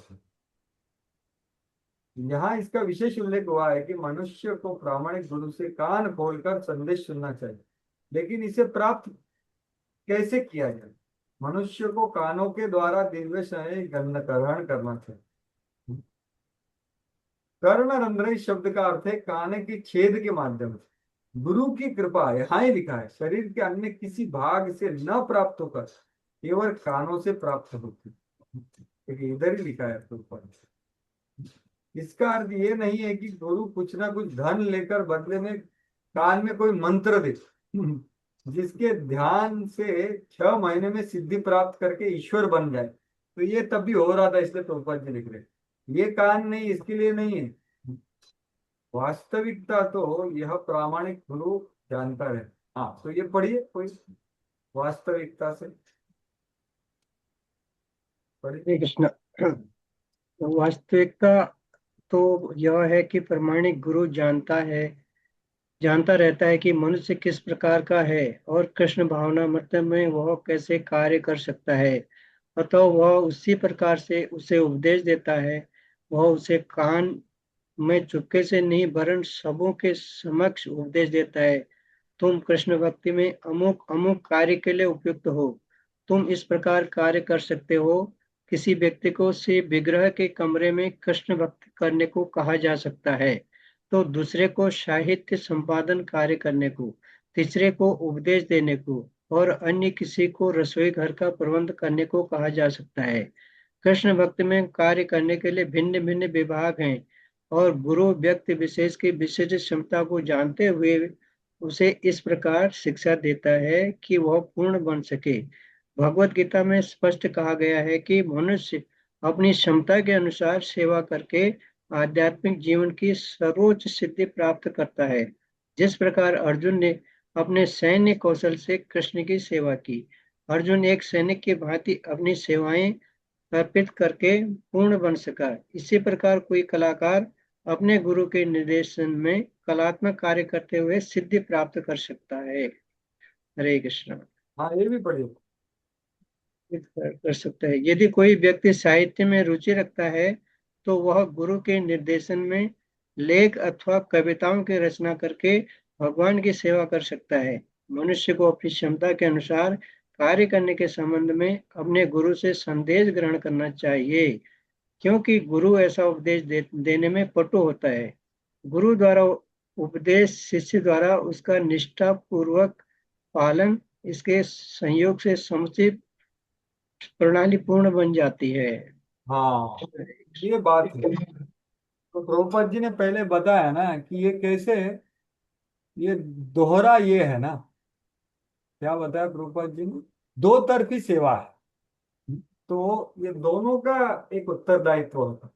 तो यहाँ पर गुरु को क्या उत्तरदायित्व है और शिष्य का क्या है, इतने स्पष्टता से प्रभुपाद जी कहाँ भी नहीं लिखे। ये तात्पर्य में जितना लिखा है ना, कि देखिए गुरु पब्लिकली बोलेगी, कान में जाके छुप के नहीं बोलेंगे तू ऐसा कर, तू ऐसा नहीं नहीं। आप विग्रह सेवा करो, आप साहित्य रचना करो, आप कुकिंग करो, तो वो कैसे बोलेंगे? उसके नेचर के हिसाब से उसको सेवा दी जाए और वो करके वो सिद्धि प्राप्त करेगा। तो एक्चुअली यही तो वर्णाश्रम व्यवस्था के हिसाब से ही है। कोई साहित्य लिख सकता है, कोई ये कर सकता है, तो ये है। तो ये गुरु का दक्षता है। गुरु ऐसा उपदेश देने में पटु होता है। मनुष्य अपनी क्षमता के अनुसार कार्य करने के संबंध में अपने गुरु से संदेश ग्रहण करना चाहिए। तो प्रभुपाद जी भगवत गीता भी प्रकट कर रहे हैं। भगवत गीता में क्या बोला है? स्वधर्म क्या, ये श्लोक है ना, 18वें अध्याय में आता है कि आप संसिद्धि लभते नरः। तो ये है स्वकर्मणाम तब अभ्यर्च तब अभ्यर्च। संसिद्धि लभते नरः। यही श्लोक यहाँ पर उद्धृत कर रहे हैं प्रभुपाद जी स्पष्टता से कि भाई क्षमता के अनुसार। तो गुरु का दक्षता क्या है? देखिए कि inspire and engage, educate, inspire and engage, तीन चीज। प्रशिक्षित करना, प्रेरणा प्रेरित करना और सेवा देना। और वो कैसा? उसके हिसाब से, उसके स्वभाव के हिसाब से। जैसे ध्रुव महाराज को नारद मुनि ने बोला, बराबर। तो वैसा उसको भगवत सेवा में लगाना, ना कि क्या बोलते हैं, ऐसा प्रशिक्षण करना जिससे हायर और फायर हो, मतलब मेरे लिए ये कार्य करो, और अगर आप करोगे तो मेरे साथ रहोगे, नहीं तो हायर और फायर। ये कल्चर नहीं है एक्चुअली, ये वैदिक कल्चर है ही नहीं। हायर फायर वाला वो क्या है, प्रशिक्षण करो, और प्रेरणा दो, और अ, प्रेरित करो, मतलब सेवा में लगाओ, engage, educate, inspire and engage. तो ये इंस्पिरेशन कैसे आता है, उनके खुद के उदाहरण से, उनके खुद के प्रशिक्षण से, और खुद के सराहना से, कि कोई शिष्य का वो सराहना करता है कि आप ये अच्छा करते हैं, ऐसे। और एंगेजमेंट कैसा करेंगे, उनके एक्सपर्टाइज की हिसाब से, तो वो कैसा क्षमता है उसके हिसाब से उसको एंगेज करेंगे, और एम्पति रखेंगे कि वो क्या कर सकता है, वैसा सेवा लगेगा। ना कि भाई ये ऐसा है। तो देखिए, कभी कभी गुरु आपद धर्म भी कर सकते हैं। आपद धर्म मतलब अभी कुछ जरूरी है तो वो बोलेंगे आप ये करो, जैसे परम पूज्य गिरिराज महाराज को बताया गया, पहले आदेश दिया था कि बाप आप लिखो, आप इतना अच्छा लिखते हो ना, आप लिखो बस। क्योंकि उन्होंने एक आर्टिकल लिखा था गुरु की महिमा के ऊपर, और प्रभुपाद जी ने वो पढ़ा ना, वो इतना प्रसन्न हो गए हो कि ये आदमी समझ गया सिद्धांत क्या है, तो उनको लिखने को बोला। लेकिन बाद में वही प्रभुपाद जी ने, उन्होंने क्या बोला कि अरे आप अभी मुंबई मंदिर का व्यवस्थापन को देखो। तो हालांकि बहुत समस्या था, लेकिन गुरु का आज्ञा था, इसलिए उन्होंने देखा, और प्रभुपाद जी को पूछा भी उन्होंने कि प्रभुपाद जी आपने मेरे को वो भी आदेश दिया था, वो बोले गुरु के आदेश को कभी भूलते नहीं। तो बाद में उन्होंने वो उनका उत्तरदायित्व करके फिर अभी वो लिख रहे हैं। तो कभी कभी कुछ जरूरत के हिसाब से गुरु हमें बताएंगे कुछ करने के लिए, तो वो तो जरूर करना चाहिए। ऐसा नहीं कि अरे ये तात्पर्य दिखा करके हम नहीं बोल सकते कि अरे ऐसा करो आप, नहीं। हमें शरणागत होना चाहिए, लेकिन ये भी जानना चाहिए, तो संवाद करना चाहिए हमें एक्चुअली। और गुरु ये सब जानते हैं, और वो जरूर ऐसा ही सिद्धांत का पालन करते हैं। तो ये बहुत महत्वपूर्ण है, और ये एक साइडेड अप्रोच नहीं है, ये दोनों साइड का है। गुरु द्वारा उपदेश और शिष्य द्वारा उसका निष्ठापूर्ण पालन, इस संयोग से समूची प्रणाली पूर्ण बन जाती है। तो ये करना, तो इसलिए मैं हरे बोलता कृष्णा हूँ, प्रभु जी। शरणागति गुरु की तरफ, बाकी सहयोग। हरे कृष्णा। कोई कुछ बोल रहा है? प्रभु जी, हाँ, जिनका गुरु के साथ में प्रत्यक्ष संपर्क नहीं है, तो हम्म। वो उनको कैसे समझ में आएगा कि मेरी क्या सेवा है? तो ये बड़ा प्रश्न है। तो हो सके तो हम पूछने का इच्छा कर सकते हैं, जब वो प्रवचन वगैरह देते हैं तो पूछ सकते हैं हम, हाँ, तो मतलब प्रयास कर सकते हैं। हमें मिलेगा क्या चांस पता नहीं, हमें एक बार मिला था चांस भागवतम कक्षा में, चौपाटी में। लेकिन जो आदेश मिला ना, वो इतना हेवी है, जैसे वो लोहे का चना चबाने जैसा। As a brahmachari you should be happy to be discipline by authorities.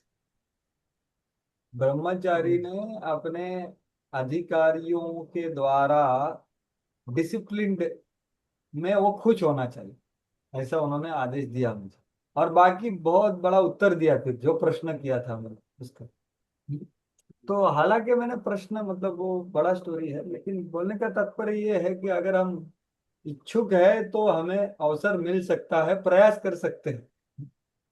दूसरा चीज है वो जो लेक्चर्स में बताते हैं ना, उनके वाणी में हम्म, गुरु कि क्या करना चाहिए, तो हम्म। उसको भी हमने ग्रहण करना चाहिए, क्योंकि वो भी एक पर्सनल इंस्ट्रक्शन है। क्योंकि गुरु हाँ, और कितने वही आपको एकमात्र पर्सनल चारा है हमारे इंस्ट्रक्शन पास देंगे। की। हाँ। हम्म, वही एकमात्र चारा है हमारे पास अभी जो अवेलेबल है, कि भाई जैसे गुरु है, प्रभुपाद है, उन्होंने बहुत डिटेल में ये सारी बातें कही है, जो भी बिल्कुल बिल्कुल। ना। क्योंकि वही मेन है, मेन मेन संग गुरु का वाणी से ही होता है। निरंजन महाराज को कितना संग मिला प्रभुपाद से। तो हमें वपु का बहुत इच्छा हो सकता है, कोई समस्या नहीं, इच्छा होना चाहिए, आतुरता होना चाहिए, उत्सुकता होना चाहिए, प्रयास होना चाहिए। और जब भी अवसर मिले तभी वपु संग लेना चाहिए, श्रवण करना चाहिए, जब भी मिले तभी, जब तक है तब। तो तो भी लेकिन प्रभु जी अभी जब हमें दीक्षा मिली तो हमको पहले ही ये बताया गया एडवांस में ही कि कभी सोचना भी मत, मतलब पर्सनल एसोसिएशन का अगर आप सोच के चलते हो तो you have to rethink and तो वो मेल पहले ही आ गया था। और उसके बाद में भी क्लियर कट इंस्ट्रक्शंस थे कि पर्सनल एसोसिएशन ऑलमोस्ट इम्पॉसिबल है, सो वाणी सेवा ही करो, मतलब एक्चुअली देखो यही। हमारा समझ क्या है, पर्सनल एसोसिएशन का समझ क्या है कि भाई वैयक्तिक मेरे से मिले और मेरे को हम्म पूछे कि प्रभु जी आप क्या करते हो, अगर ये हमारा समझ है तो ऐसा हम्म पता नहीं होगा क्या नहीं। हम्म लेकिन वैयक्तिक संग ये एक, मतलब जब वो लेक्चर दे रहे वो भी वैयक्तिक संग है, ये हमें समझना चाहिए।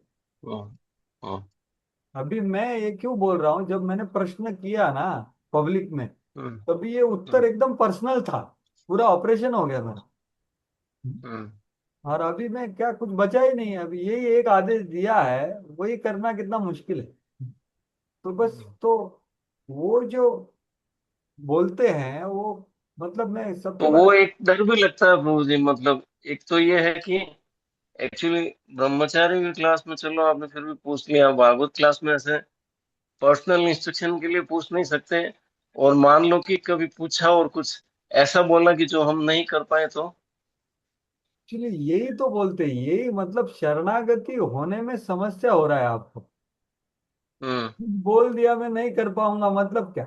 हम्म इसलिए हमें प्रामाणिकता से हृदय प्रकट करने का प्रयास करना चाहिए, इतना आसान नहीं है, लेकिन प्रयत्न करना चाहिए। वही तो, वो लज्जा नहीं तो क्या बोलते हैं, वो इनकन्वीनियंस की पब्लिक में कैसा बोलते। और हमने हमारा हम्म प्रश्न नहीं व्यक्त करना चाहिए, हमने जो बोला गया है लेक्चर में वो हम्म ग्रहण करना चाहिए। और वो ग्रहण हम्म करने में अगर हमें कुछ समस्या हो रहा है, वो जो बोले हैं 1 घंटे, हम्म हम्म उसके बारे में ग्रहण करने में कुछ समस्या हो रहा है, महाराज आपने ये बताया, ये ग्रहण हम्म करने में मैं क्या करूं। तो ऐसा नहीं महाराज, मेरा प्रश्न है, अरे मेरा प्रश्न, मैं 1 घंटा क्या बताया उसके ऊपर होना चाहिए। ये कल्चर है। हाँ, प्रणिपात परिप्रश्न सेवा मतलब क्या, कि चरणों में बैठ के श्रवण करो और जो बोला हम्म गया है उसको ग्रहण करने का प्रयास करो, उत्सुकता से कान पूरा खोल करके सुनो, और फिर हम्म ग्रहण करना कितना मुश्किल है। तो कितनी बार, अभी जैसे, अभी एक उदाहरण दे रहा हूं मैं, कि पहले भी दिया था शायद, कितनी बार वो बोले, राधेश्याम को बोलते हैं मेरे गुरु महाराज, तो तृणादपि सुनीचे ने इतनी बार मैं बोल रहा, राधेश्याम हम्म को बोले इतने साल से आप वो क्यों बोल रहे हो। तो हम्म महाराज बोलते कि अरे कोई फॉलो ही नहीं कर रहा है, तो मैं आगे जाना चाहता हूँ लेकिन कोई कर ही नहीं रहा है। हम्म तो ये बात होती है कि अलग अलग लोग, इसलिए हमारा कर्ण रंध्र इधर जो बोला है ना प्रभु जी, अपाव्रत कर्ण रंध्र, तो वैसा हम्म। हमने उसका ग्रहण करने का प्रयास करना चाहिए। तो हाँ, वैयक्तिक, तो फिर सामान्य सिद्धांत यही है हम जैसे लोगों के लिए कि वाणी संग लेके उनके इंस्ट्रक्शंस फॉलो करते रहो। और कभी मौका मिले और बाई चांस ऐसा हुआ तो पूछा जा सकता है, अन्यथा वाणी में इंस्ट्रक्शंस तो है ही है उनके जो भी हैं, और वो हम फॉलो हमारे कर रहे हैं जैसे नहीं, वो। सबके लिए यही है सबके हाँ लिए। हाँ, यस, मतलब ऐसा सामान्य कोई सिद्धांत यही है। अलग सिद्धांत नहीं, सिद्धांत यही है हाँ। कि भाई हमें हम्म उत्सुक होना चाहिए, हम्म कि भाई हमें वपु भी चाहिए, लेकिन वपु का पर्पज है वाणी, हम्म वाणी इज एटर्नल। और वो वाणी यस। बोल कहाँ से रहे, गुरु साधु हम्म शास्त्र, वो और कुछ नहीं बोलते। सभी गुरु हम्म शास्त्र को ही रिपीट करते हैं, हम्म लेकिन तो यही सिद्धांत है। और इसके भी लेकर के प्रभुपाद जी के कई शिष्य हैं, उनको वैयक्तिक संग नहीं प्राप्त हुए, तो भी वो प्रभुपाद जी हम्म का बहुत सारा सेवा कर रहे हैं। जैसे एक उदाहरण, गुरु महाराज ने ये उदाहरण दिया निरंजन महाराज को देखिए, वो प्रभुपाद जी का पूरा हृदय जान करके उनका कितना सेवा करते, क्योंकि कभी भी उन्होंने प्रभुपाद का सेवा किया। क्योंकि क्या है प्रभु जी, यहाँ पर क्या बोला प्रभुपाद जी ने, देखो ये लाइन को समझना चाहिए कि गुरु द्वारा उपदेश और शिष्य द्वारा उसका निष्ठापूर्वक पालन, ये समुच्च प्रणाली हो जाती है। मतलब क्या, ये जो संबंध है ये आध्यात्मिक है, तो ये टाइम और प्लेस के परे है। मतलब ये भौतिक जीवन में, हम भौतिक चिंतन में क्या होता है, समय और काल, मतलब स्पेस, टाइम स्पेस के परे है ये रिलेशनशिप, कि वो हमसे हमारे बारे में जान सकते हैं और आदान प्रदान कर सकते हैं आध्यात्मिक स्तर पर, ना कि फिजिकल होना ही चाहिए। लेकिन ऐसा जरूर नहीं कि अरे फिजिकल अवेलेबल है तो हम देखें अरे वाणी महत्वपूर्ण है हम नहीं जाएंगे, नहीं, हमें प्रयास भी करना चाहिए उसको। तो ये है कार्य, परिपाठ परिप्रश्न सेवा, तो यही सिद्धांत है। और धन्यवाद। ये काफी शिष्यों ने ऐसा करके हमें दिखाया है, और उन्होंने ही वाणी इज परफेक्टली सफिशियंट ऐसा बोले। और वो क्या बोले पता है क्या, तो लेक्चर हर एक आदमी अलग अलग सुनता है, उसकी प्रामाणिकता और उसकी जो सिंसियरिटी और सीरियसनेस और अल्टीरियर मोटिव है उसके हिसाब से अलग अलग लोग अलग अलग सुनते हैं। तो जितना प्रामाणिक है उतना सही के सही जो वो चाहते हैं वो हम श्रवण करेंगे, नहीं तो कुछ और श्रवण करेंगे, कुछ और करेंगे, और वो उनको प्रसन्न नहीं करेगा। चाहे मिशन बहुत हो जाएगा लेकिन मूड समझ में नहीं आएगा उनका, तो फायदा क्या है, वो प्रसन्न नहीं पूरे के पूरे। तो ये प्रणाली, ये जो सिस्टम है परंपरा का, ये ये आध्यात्मिक स्तर पे चला। तो ये कुछ विचार है, ठीक है। तो वही प्रभुपाद जी बारंबार वही लिख रहे थे, व्यवसायत्मिका बुद्धि को। Actually yes. ये क्यों लिख रहे हैं प्रभुपाद जी, किसको पता है? ये देखिए, ये जो लिखा है प्रभुपाद श्री विश्वनाथ चक्रवर्ती ठाकुर भगवद गीता के श्लोक व्यवसायत्मिका बुद्धि की व्याख्या में कहते हैं, जो आध्यात्मिक उन्नति का इच्छुक है उसे चाहिए कि वह अपने गुरु से आदेश प्राप्त करे कि उसका विशेष कार्य क्या है। तो ये बहुत विशेष लिखा है उन्होंने। तो ये प्रभुपाद जी ने किया एक्चुअली, उन्होंने लेटर्स लिखा ना प्रभुपाद जी ने, how I can serve you, अरे आपके इतने सन्यासी शिष्य है, मैं तो घर गृहस्थी में हूँ, मैं कैसी सेवा करूँ। तो हर बार उनको क्या वही आदेश मिला, भक्ति सिद्धांत सरस्वती जाने से पहले भी वही आदेश देके गए कि आप अंग्रेजी में प्रचार करें। उसे उस विशेष उपदेश को श्रद्धा पूर्वक संपन्न करना चाहिए और उसी को अपना सर्वस्व समझना चाहिए। एक्चुअली प्रभुपाद जी का पूरा प्रेरणा आया है ये एक तात्पर्य से। विश्वनाथ चक्रवर्ती ठाकुर का ये जो प्रभुपाद जी उद्धृत कर रहे हैं यहाँ पर, व्यवसायत्मिका बुद्धि एक पूर्ण, तो ये जो तात्पर्य है ना विश्वनाथ चक्रवर्ती ठाकुर का, जो जब प्रभुपाद जी ने पढ़ा ना तब भी उनको बहुत ज्यादा प्रेरणा प्राप्त हुई। और फिर पूरा अभी पिछले श्लोक में हमने पढ़ा ना, प्रभुपाद जी कितना नम्रता से बोले कि अरे हमें आदेश दिया गया और उनकी कृपा से मैंने आदेश का पालन किया, तो कितना क्या क्या हो गया। हालांकि 40 साल लगे उसको, पहले बहुत प्रयास किया घर गृहस्थी में, ज्यादा कुछ कर नहीं पाए वो बाहरी रूप से, लेकिन उसको पकड़ के रखे। तो वही करना है एक्चुअली, और कुछ नहीं, किसी को कुछ दिखाना नहीं, हम सिर्फ गुरु का आदेश का पालन करना है बस। तो प्रभुपाद जी को वैयक्तिक रूप से विश्वनाथ चक्रवर्ती ठाकुर के ये जो श्लोक है ना, ये बहुत सुंदर श्लोक है, मैं उसका व्याख्या पढ़ना चाहूंगा। जो प्रभुपाद जी को प्रेरणा मिला ना, जस्ट मैं पढ़ रहा हूँ विश्वनाथ चक्रवर्ती ठाकुर को, वो क्या लिखते हैं देखो। मम गुरु उपादिष्टम, तो ये संस्कृत में है, मैं हिंदी में बताऊंगा। मम श्री मम श्रीमद गुरु उपादिष्टम, कि मेरे श्रीमद गुरु ने उपदेश दिया हुआ भगवत कीर्तन स्मरण परिचारण आदिकमत एव मम साधनम, कि गुरु ने उपदेश दिया हुआ कैसा, भगवत कीर्तन स्मरण परिचरण आदि में ही कुछ आदेश दिया, वही मेरा साधना है। मम साधनम एव तदेव मम साध्यम, वही मेरा साध्य है। तदेव मम जीवातु, वही मेरा जीवन है। तदेव मम जीवातु साधन साध दशयोक्तः अशक्यम में तदेव में काम्यम, मेरा वही इच्छा है। साधना साध्य दशा में कितना भी शक्य है, मेरा वही इच्छा है। तदेव मम काम्यम, तदेव मम कार्यम, वही मेरा फल है। अन्यत्र में कार्यम नापि अभिलाषणीयम, दूसरा कौन सा भी कार्य अभिलाषणीय नहीं है। स्वप्ने भी अत्र, स्वप्न में भी नहीं। सोचिए कितना। सुखम अस्तु दुखम अस्तु वा संसारो नश्यतु वा न नश्यतु, मेरे को सुख होए मेरे को दुख होए, मेरा संसार नष्ट होगा क्या नहीं होगा, तो भी मेरा यही तत्र मम कापि न क्षाति रेत्येवम, तो उसमें गुरु के उपदेश में मैं कुछ क्षाति नहीं करूंगा। मेरा संसार से उद्धार हो या ना हो, सुख हो या दुख हो। एवं निश्चयात्मका बुद्धि तव भक्ता एव संभवित, तो ये है व्यवसायत्मिका बुद्धि का तात्पर्य। तो ये इतना बड़ा चीज है एक्चुअली कि ऐसा, यही प्रभुपाद जी इधर दो वाक्य में बोल रहे हैं कि विशेष, तो इसका हमें उत्सुकता करना चाहिए कि गुरु महाराज विशेष मुझे क्या आज्ञा चाहते हैं।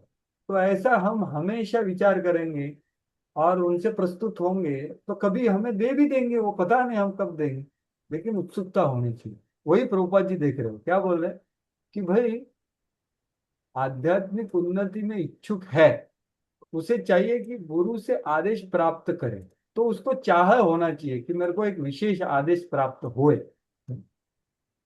और विशेष कार्य क्या है। तो ये भूख होना चाहिए, ये भूख रह सकता है, उससे वो गुरु का संग लेता है और फिर वो ग्रहण करने के बाद उसको संपन्न करना चाहिए। और वही मेरा लाइफ, शिष्य का एकमात्र कर्म यही है कि वह अपने गुरु से प्राप्त उपदेश का श्रद्धापूर्वक पालन करे, इसी से उसे सिद्धि मिलेगी और किसी से नहीं। मनुष्य को कानों से गुरु का संदेश ग्रहण करने में सतर्क रहना चाहिए और उससे श्रद्धा पूर्वक संपन्न करना चाहिए, इससे उसका जीवन सफल होगा। देखिए कितनी बार वो बोले कान कान कान, तो श्रवण, तो ये वैयक्तिक हो सकता है, लेक्चर में भी हो सकता है, आपको वैयक्तिक मिल जाएगा, अरे यही बोल रहे हैं। तो ये बात है। तो ये देखिए इसके लिए इस्कॉन बनाया है, गुरु शिष्य का अच्छा ये होगा, और बाकी सब सब कुछ हो जाएगा अगर गुरु शिष्य ये होगा। फायर फायर नहीं होना चाहिए, इंस्पायर एंड एंगेज होना चाहिए।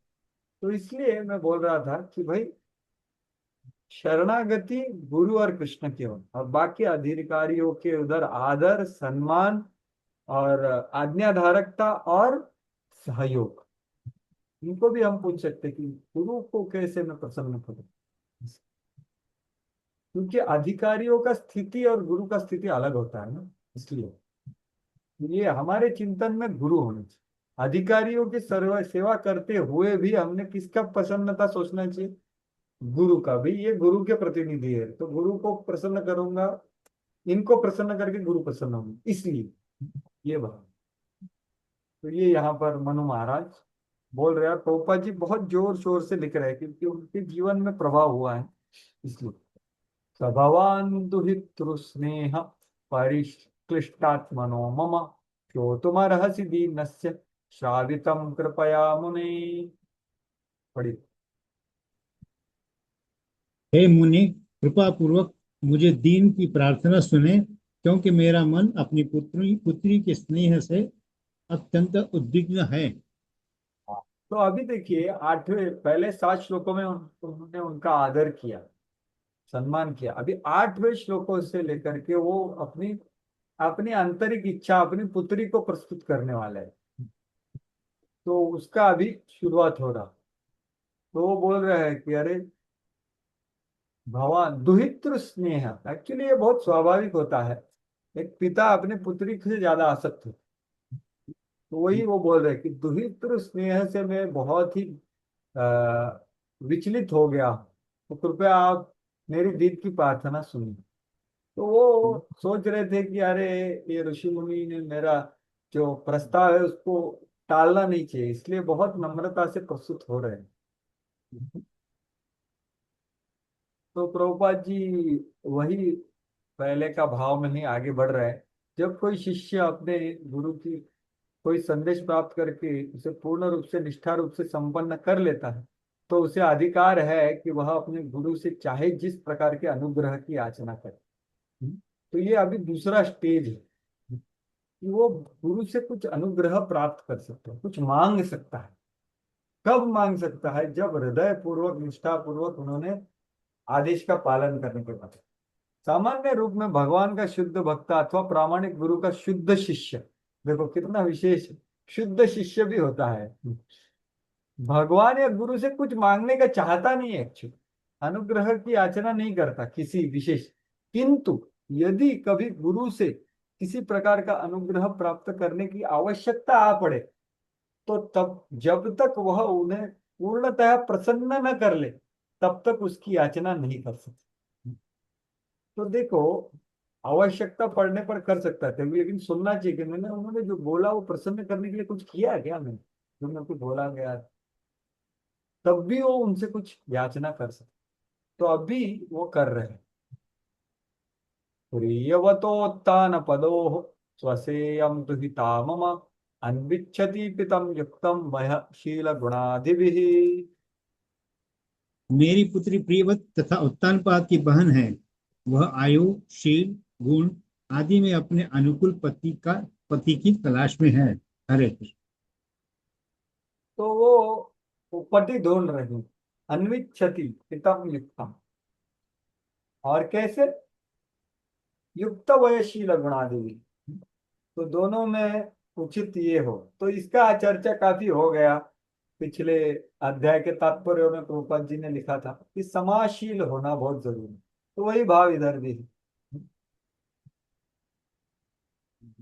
तो प्रभुपाद जी लिख रहे हैं कि यह स्पष्ट है, यद्यपि देवहूति आयु तथा गुण में वयस्क थी, किंतु वह स्वतः पति का चुनाव करने के लिए वहां नहीं गई। वो अपने आप नहीं, उसने अपने आयुशील तथा गुण के अनुकूल उपयुक्त पति के लिए इच्छा व्यक्त की, और पिता ने स्नेहवश उसके लिए पति ढूंढा।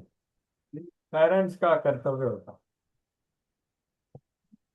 एक्चुअली आज एक कथा भी सुनी, श्रीमान कृष्ण किशोर प्रभु ने बताया कि पहले कैसे ये जो पद्धति है, तो सावित्री जो है ना, सावित्री सत्यवान, तो सावित्री को एक समय पर उनके पिता ने बोला कि भाई आप पति ढूंढिए, उचित पति आपके लिए। तो उनको क्या किया गया, उनके साथ एक आर्मी, कुछ क्षत्रिय लोग भेजे गए, जो बहुत मतलब विश्वासु क्षत्रिय, 8-10 क्षत्रिय लोगों के साथ उनको भेजा गया कि भाई आप आपका पति ढूंढिए।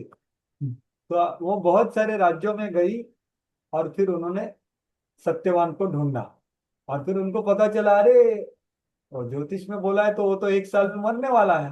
वो बोले नहीं, यही मेरे लिए उचित है। तो ऐसा भी था। और भीष्म पितामह को युधिष्ठिर महाराज पूछते हैं कि लड़की का शादी कब होना चाहिए, तो वो बोलते हैं जल्दी से जल्द होना चाहिए, 18 की उम्र के आसपास। शायद, पता नहीं एग्जैक्टली, मैंने पढ़ा नहीं है, लेकिन प्रभु जी बता रहे थे। तो वहां पर ऐसा बताया है कि अगर पेरेंट्स नहीं ढूंढते 4 साल में, तो फिर वो खुद ढूंढ सकती है। ऐसा भी भीष्म पितामह बोले। क्योंकि क्या है, वो समय पर उसकी शादी होना ये बहुत जरूरी है, समय पर चीजें होना। तो इसलिए ये फादर टेंशन में है। आजकल क्या हो रहा है, सब डिले हो रहा है, तो क्या हो रहा है, सब समस्या होता है। और जो देह होता है, उसका नीड होता है, तब भी सही क्रिया करना चाहिए। तो वो सब अब पोस्टपोन होके अधर्म हो रहा है। यही आज के जो भागवत कक्षा थी, श्रीमान कृष्ण किशोर प्रभु ने यही बता रहे थे कि सही समय पर सही चीज करना ये बहुत जरूरी है। तो मनु यहाँ पर वही ये है कि भाई मैं टेंशन में हूँ मेरी पुत्री के लिए। तो वो बात है। किसी अधिकारी से सुनना व्यक्तिगत जानकारी। अभी अगला श्लोक, यदा तु भवतः शीलः श्रुतरूप वयो गुणान् अशृण्वतो नारदादेश त्वय्यासित कृत निश्चया। पढ़िए वैसे। तब से इसने नारद मुनि से अपने उत्तम चरित्र, विद्या, रूप, वय, आयु तथा अन्य गुणों के विषय में सुना है। तब से यह अपना मन आपने आप में स्थिर कर चुकी है। हरे कृष्ण। हाँ, तो देखिए, ये पुत्री ने तो ऑलरेडी डिसाइड कर लिया, क्योंकि आपके बारे में नारद मुनि से उन्होंने श्रवण किया है और आप में उनकी मति घुस गई। तो यहाँ पर गोपाल जी सिद्धांत बताते हैं कि किसी अधिकारी से सुनना व्यक्तिगत जानकारी प्राप्त करने से कहीं श्रेष्ठ। तो इसी ये जो पुत्री है उसने अपने प्रत्यक्ष प्रमाण से कोई अच्छा लगा, तो वो जानकारी से ज्यादा जानकारी अच्छी क्या है, अधिकारी से सुने कि कौन कौन है। तो ये सिद्धांत है, क्योंकि वो नारद मुनि जैसा आदमी है। इसलिए पहले समाज में ऐसे वरिष्ठ हुआ करते थे जो सही मैच मेकिंग करते थे। जैसे महाप्रभु का शादी लगवाया ना, उनका क्या नाम, घटक घटक नाम होता था। तो वो सबका चारित्र्य जानते थे, सबका स्वभाव जानते थे, और वो सटीक तरह से सजेशन देते थे। उनमें स्वार्थ नहीं होता था। अधिकारी थे, वैसी बात। तो वो भी है, और ये नॉर्मल सिद्धांत भी है कि प्रत्यक्ष प्रमाण और शब्द प्रमाण। इसलिए हमारा शास्त्र का समझ या हमारा कुछ शास्त्रोक्त निर्णय अपने वैयक्तिक जीवन में, तो हमें वरिष्ठों को, गुरु को बता करके श्रवण करना चाहिए, क्योंकि उनका समझ स्पष्ट होता। तत्प्रतिच्छद्विगाज्येयां शब्दयोपरतां मया सर्वात्मनानुरूपां ते गृहमेधिषु कर्मसु। पढ़िए। अतः ब्राह्मण श्रेष्ठ, आप इसे स्वीकार करें, क्योंकि मैं इसे श्रद्धापूर्वक अर्पित कर रहा हूँ। यह सभी प्रकार से आपकी पत्नी होने और आपकी गृहस्थी के कार्यों को चलाने में सर्वथा योग्य है। हरे कृष्ण। हाँ, तो ये बहुत योग्य है, कृपया आप स्वीकार करें। और मैं पूरी श्रद्धा से आपको दे रहा हूँ, पूरे आदर से, कि आपके लिए बहुत उचित है कि आपका जो इच्छा है। तो मनु को भी समझ में आ गया था, ऐसा प्रतीत होता है कि उनका इच्छा क्या है। इसलिए वो अगला श्लोक भी बोलने वाले हैं। सर्वात्मना अनुरूपम। प्रभुपाद जी गृह मेध धेनुम, ऐसा वो बोले थे ना, तो यहाँ पर तात्पर्य में वही लिख रहे प्रभुपाद जी। सर्वात्मना रूपम किधर है? हाँ, से पढ़िए। हाँ, ये पढ़िए प्रभु जी। अर्थ पढ़ू क्या प्रभु जी? 12 का। हाँ, नहीं, भाषांतर नहीं, ये जो मैं हाईलाइट किया ना, इस सर्वात्मना रूपम, इसका अर्थ बता रहे, पढ़िए हाँ, इसका सारांश। सर्वात्मानुरूपाम, इसका सारांश यह है कि पत्नी को आयु, चरित्र तथा गुणों में केवल पति के समान होना चाहिए, किंतु उसे गृहस्थी के कार्यों में सहायक होना चाहिए। मनुष्य का गृहस्थोचित कार्य इंद्रिय तृप्ति करना नहीं, वरन पत्नी संतानों के साथ रहते हुए आध्यात्मिक जीवन में उन्नति करना है। जो ऐसा नहीं करता वह गृहस्थ नहीं, वरन गृहमेधी है। संस्कृत साहित्य में 2 शब्द प्रयुक्त मिलते हैं, एक है गृहस्थ और दूसरा गृहमेधी है। गृहस्थ एक आश्रम भी है, किंतु यदि कोई गृहस्थ होकर केवल इंद्रियों की तुष्टि करता है तो वह गृहमेधी है।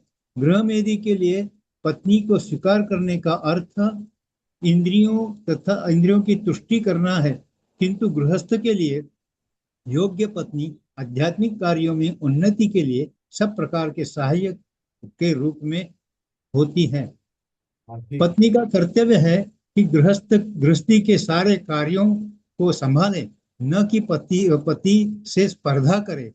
पत्नी सहायता करने के निमित्त होती है, किंतु वह अपने पति की तब तक सहायता कर नहीं सकती जब तक वह आयु, शीतल तथा गुण से उसके समान न हो। हरे कृष्ण। तो ये है जी। तो भाई ये सब समान क्षीण गुल सिर्फ अच्छा गृहस्थ या गृह में भी जीवन बताने के लिए नहीं है। तो आध्यात्मिक जीवन में उन्नति करना ये ध्येय होना चाहिए। तो ये प्रभुपाद जी स्पष्टता से बता रहे। तो आगे आप देखोगे कि देवहूति ने कैसा जीवन जिया। उद्यस्तस्य हि कामस्य प्रतिवादो न शस्यति अपि निर्मुक्त संगस्य कामरक्तस्य किं पुनः। स्वतः स्वतः प्राप्त होने, आप बोलिए बंसु। पढ़िए माता जी पढ़िए। स्वतः प्राप्त होने वाली भेंट का निरादर परम विरक्त पुरुष के लिए भी प्रशंसनीय नहीं है, फिर विषय सक्त के लिए तो कहना ही क्या है। तो देखिए करदम मुनि बोल रहे थे उनको कि देखो ये यदृच्छया आपके घर में आई। उन्होंने करदम मुनि को परोक्ष रूप में आश्वस्त किया, आपको मेरी पुत्री जैसी सुयोग्य पत्नी चाहिए और वह आपके आपके समक्ष उपस्थित है। आपको अपनी प्रार्थना पूर्ति को अस्वीकार नहीं करना चाहिए, मेरी पितृ को स्वीकार करना। तो जो यदृच्छया जो आता है, जैसे अभी परसों दीनवत्सल प्रभु ने बहुत सुंदर, परंतु जो महाविष्णु महाराज का उद्धृत करते हुए बोला खाने के बारे में, तो जो यदृच्छया जो आ जाता है उसको दूध समान वर्णन किया।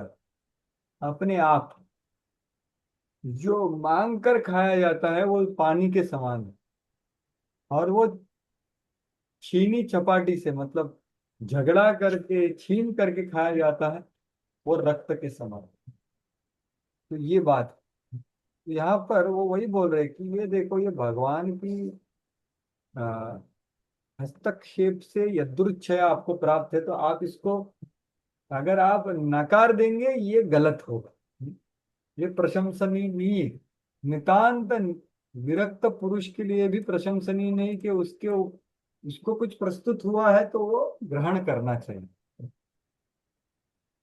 य उद्यतम उद्यतमन्नादृत्य विनाश अभियाचते क्षीयते तद यशस्फीतम मानश्वाग्नयाहतः। जो स्वतः प्राप्त भेंट का पहले अनादर करता है और बाद में कंजूस से वर मांगता है, वह अपने विस्तीर्ण यश को खो देता है और अन्यों की अवमानना से उसका मान भंग होता है। हाँ, तो अभी मनु महाराज और स्पष्टता से बोल रहे हैं, देखो अगर आपने इसका ये किया तो आपका मान कम हो जाए, क्योंकि अब भी ना बोल के बाद में सोचेंगे अरे था बोलना चाहिए था, तो उससे क्या होता है, और फिर मांगने को जाएंगे वहां, तो उससे क्या होता है, उसका मान भंग होता है, अन्यों द्वारा वो सोचेंगे क्या है, ऐसी बात है। तो वही है वैदिक विवाह की विधि में पिता अपनी कन्या उपयुक्त वर को सुपुर्द करता है, यह अत्यंत सम्माननीय विवाह है। ये कन्या दान बोलते हैं ना, वर को कन्या के पिता के यहाँ जाकर विवाह की याचना करने नहीं जाना चाहिए। देखिए ये भाव प्रकट कर रहे प्रभुपाद जी की कैसा वो मतलब ऐसा भीख मांगने नहीं जा रहे, वो पूरा आदर है, अब ये मैं दान कर रहा हूँ बहुत महत्वपूर्ण चीज है, इससे उसके सम्मान को धक्का लगे। तो इसलिए आप ऐसा मत कीजिए। लास्ट में लिख रहे हैं इस घटना से दूसरी विशेषता यह है कि स्वयंभू मनु सम्राट होकर भी अपनी योग्य करना एक निर्धन ब्राह्मण को भेंट करने गए। करदम मुनि के पास कोई दुनियावी संपत्ति नहीं थी, वो जंगल में कुटी में रहते थे, किंतु वे सुसंस्कृत थे। अतः किसी व्यक्ति को अपनी कन्या प्रदान करते समय संपत्ति या अन्य सांसारिक बातों पर ध्यान न देकर संस्कृति तथा गुण की वरीयता को प्रदान करनी चाहिए। तो आजकल के क्या कहना है, ये बहुत जरूरी है, मैं सुनता हूँ बहुत सारे डिमांड्स होते हैं यार, लेकिन वही ना, ये संस्कृति नहीं है ना, ये डिमांड क्यों आ रहे हैं कि बाहर के डिमांड ऐसे हैं। प्रभुपाद जी चाहते हैं कि ऐसी संस्कृति बने जहां पर ये वैल्यू सिस्टम सही है, फिर सही विवाह होंगे, सही वैल्यू सिस्टम होगा।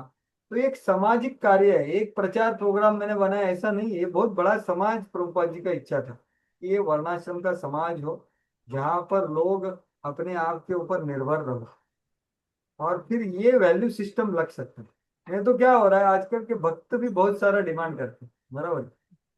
प्रभुपाद जी लिख रहे हैं ये आदेशों का पालन करना मुश्किल हो जाता है कि नहीं, बताओ। प्रभुपाद जी डायरेक्ट बोल रहे इधर अगर हम नहीं करेंगे तो क्या होगा, प्रभुपाद जी का हम फॉलो नहीं कर पा रहे हैं, तो ये करना भी आसान नहीं है। इसलिए हमें एक समाज की निर्माण करना चाहिए, जिसके लिए वर्णाश्रम गुरुकुल और वर्णाश्रम कॉलेज ये सब बहुत जरूरी है।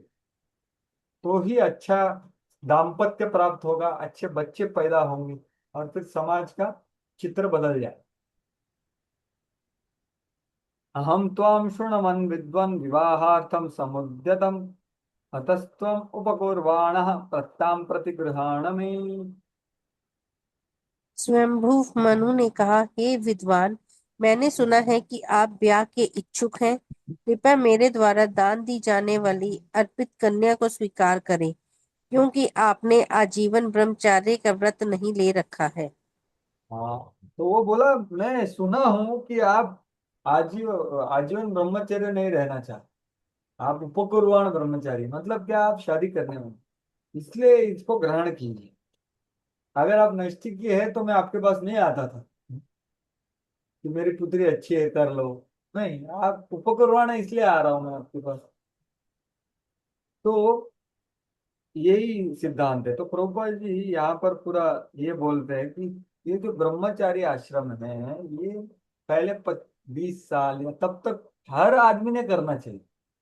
अभी क्या हो रहा है, ब्रह्मचारी आश्रम 25 साल के बाद चालू होता है। वो कौन सा ब्रह्मचारी आश्रम है, वो पूरा एडजस्टमेंट है। अभी हम प्रयास कर रहे हैं, मुश्किल है, इतना आसान नहीं है।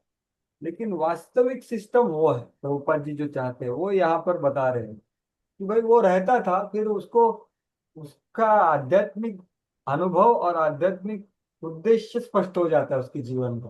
फिर वो कुछ लोग उसमें से, प्राय ज्यादा लोग फिर उपकुर्वाण होते हैं, मतलब क्या, वो अभी शादी करेंगे। तो वही प्रभुपाद जी पूरा यहाँ पर बताते हैं, नैष्ठिक ब्रह्मचारी और उपकुर्वाण ब्रह्मचारी। लेकिन वो भी, उपकुर्वाण ब्रह्मचारी भी गुरु के आज परमिशन से शादी कर, तो ये बात है। एक है नैष्ठिक ब्रह्मचारी, एक है उपकुर्बान ब्रह्मचारी, जो एक निश्चित आयु तक ब्रह्मचारी रहता। तो इसके 4 प्रकार वो बताए हैं। उदाहरणार्थ, कोई 25 वर्ष तक ब्रह्मचारी रह अपने गुरु की आज्ञा से वैवाहिक जीवन में प्रवेश कर सकते। ब्रह्मचर्य विद्यार्थी जीवन है और आध्यात्मिक आश्रम में प्रवेश का शुभारंभ है। केवल गृहस्थ ही इंद्रिय तुष्टि या विषय भोग में लिप्त रह सकता है, ब्रह्मचारी नहीं। तो ये बात है। तो ये भी गुरु का आदेश और आज्ञा, ये भी बहुत जरूरी है। प्रभुपाद जी अन्यत्र लिखे हैं कि भाई आज्ञा से शादी करे, तो शादी करने के बाद उनकी आज्ञा से ही पुत्र की प्राप्ति होती है, उनके आशीर्वाद और परमिशन से, कि भाई हम अभी साथ में आके पुत्र चाहते हैं, कृपया हमें आशीर्वाद दे, आज्ञा दो, और फिर वो पुत्र का प्रयास करते हैं। तो ये है आइडियल लाइफ, और ये होना बहुत जरूरी है। तो अभी ये सब श्रवण करके ऋषि हमारे कर्दम मुनि उत्तर दे रहे। ऋषिर्वाच बाढ़ उद्वोढु बा बाढ़मुद्वोढु कामाहम अप्रपत्ता च तमात्मजा अप्रता च तवात्मजा आवयोरुनुरूपोऽसौ आवाद्यो वै विधि। पढ़ी 15। परम साधु ने उत्तर दिया, निसंदेह मैं विवाह का इच्छुक हूँ, और आपकी कन्या ने भी किसी दूसरे को ना तो वचन दिया है और ना किसी से विवाह किया है। अतः वैदिक पद्धति के अनुसार हम दोनों का विवाह हो सकता है। हाँ, तो वो स्पष्टता से बोलते हैं कि ये जो माता है या आपकी पुत्री है, उन्होंने और कभी कुछ अवयव अनुरूपों आद्य वैवाहिकों भी हो, तो इन्होंने आप अपने मन में किसी दूसरे को कभी पति नहीं बनाया, तो जरूर वो कर सकती है। तो ये स्त्री का स्वभाव होता है, ऐसा शास्त्रों में बहुत जगह पर। द्रौपदी जी यहाँ पर वही बोल रहे हैं। स्वयं मुनि की कन्या को स्वीकार करने पूर्व कर्दम मुनि समक्ष विचारणीय बातें अनेक। प्रथम तो यह कि देवहूति उन्हीं के साथ विवाह करने का निश्चय कर रहा, वह अन्य किसी को अपना पति नहीं बनाना चाह रही। यह सबसे बड़ी विचारणीय बात थी।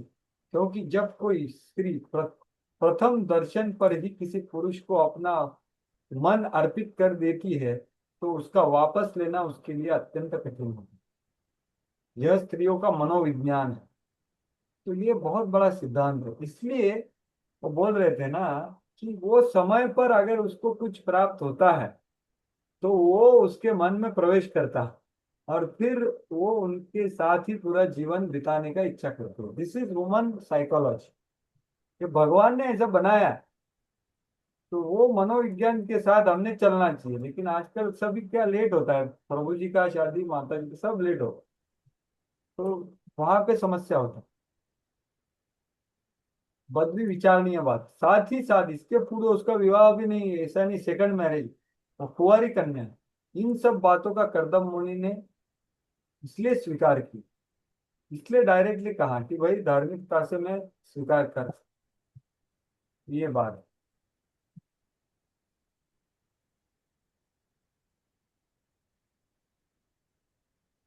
कामस्य भूया नरदेवते स्याः पुत्र्या समान्माय विधौ प्रतीतः स एव ते तनयां नाध्रियेत स्वयैकान्त्या क्षिपति श्रियम्।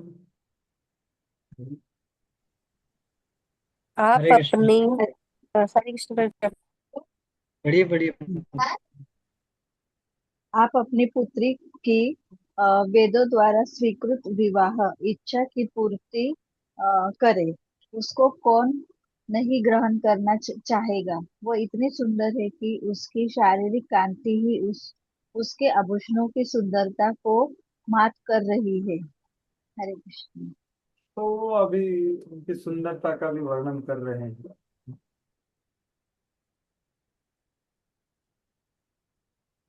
तो प्रभुपाद जी रुक्मिणी का उदाहरण देते हैं तात्पर्य में, कि कैसे क्षत्रिय नहीं, कैसे विवाह उन्होंने भी फिक्स कर लिया था ना, कृष्ण से करूंगी कर।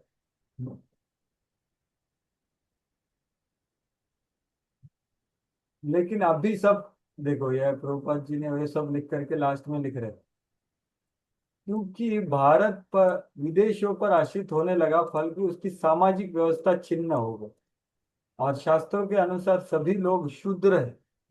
तथाकथित ब्राह्मणों, क्षत्रियों तथा वैश्यों ने अपने पारंपरिक कृत्यों का परित्याग कर दिया। फलतः वे शूद्र बन चुके हैं। शास्त्र का कथन है कलौ शूद्र संभव, इसलिए कली काल में सभी शूद्र के समान हो। इस युग में सनातन सामाजिक रीति रिवाजों का पालन नहीं किया जा रहा है, यद्यपि पिछले समय उनका कड़ाई से पालन होता। तो ये प्रभुपाद जी लिखे हैं और वो चाहते भी है कि ये वापस आए, इसलिए तो बोला है। तो अलग अलग विवाह पद्धति होती थी। तो ठीक है, इसके आगे 17वें श्लोक से आगे हम कल करेंगे। अगर 5 मिनट है, अगर किसी का कुछ विचार या टीका टिप्पणी या कुछ प्रश्न या कुछ संदेह या कुछ करेक्शन है तो बता सकते हैं, कुछ समय हमारे पास है आज। हरे कृष्ण। किसी का कुछ विचार है, कुछ प्रश्न है, कुछ टीका टिप्पणी है तो बता सकते हैं, आज हमने जो चर्चा किया उसके ऊपर।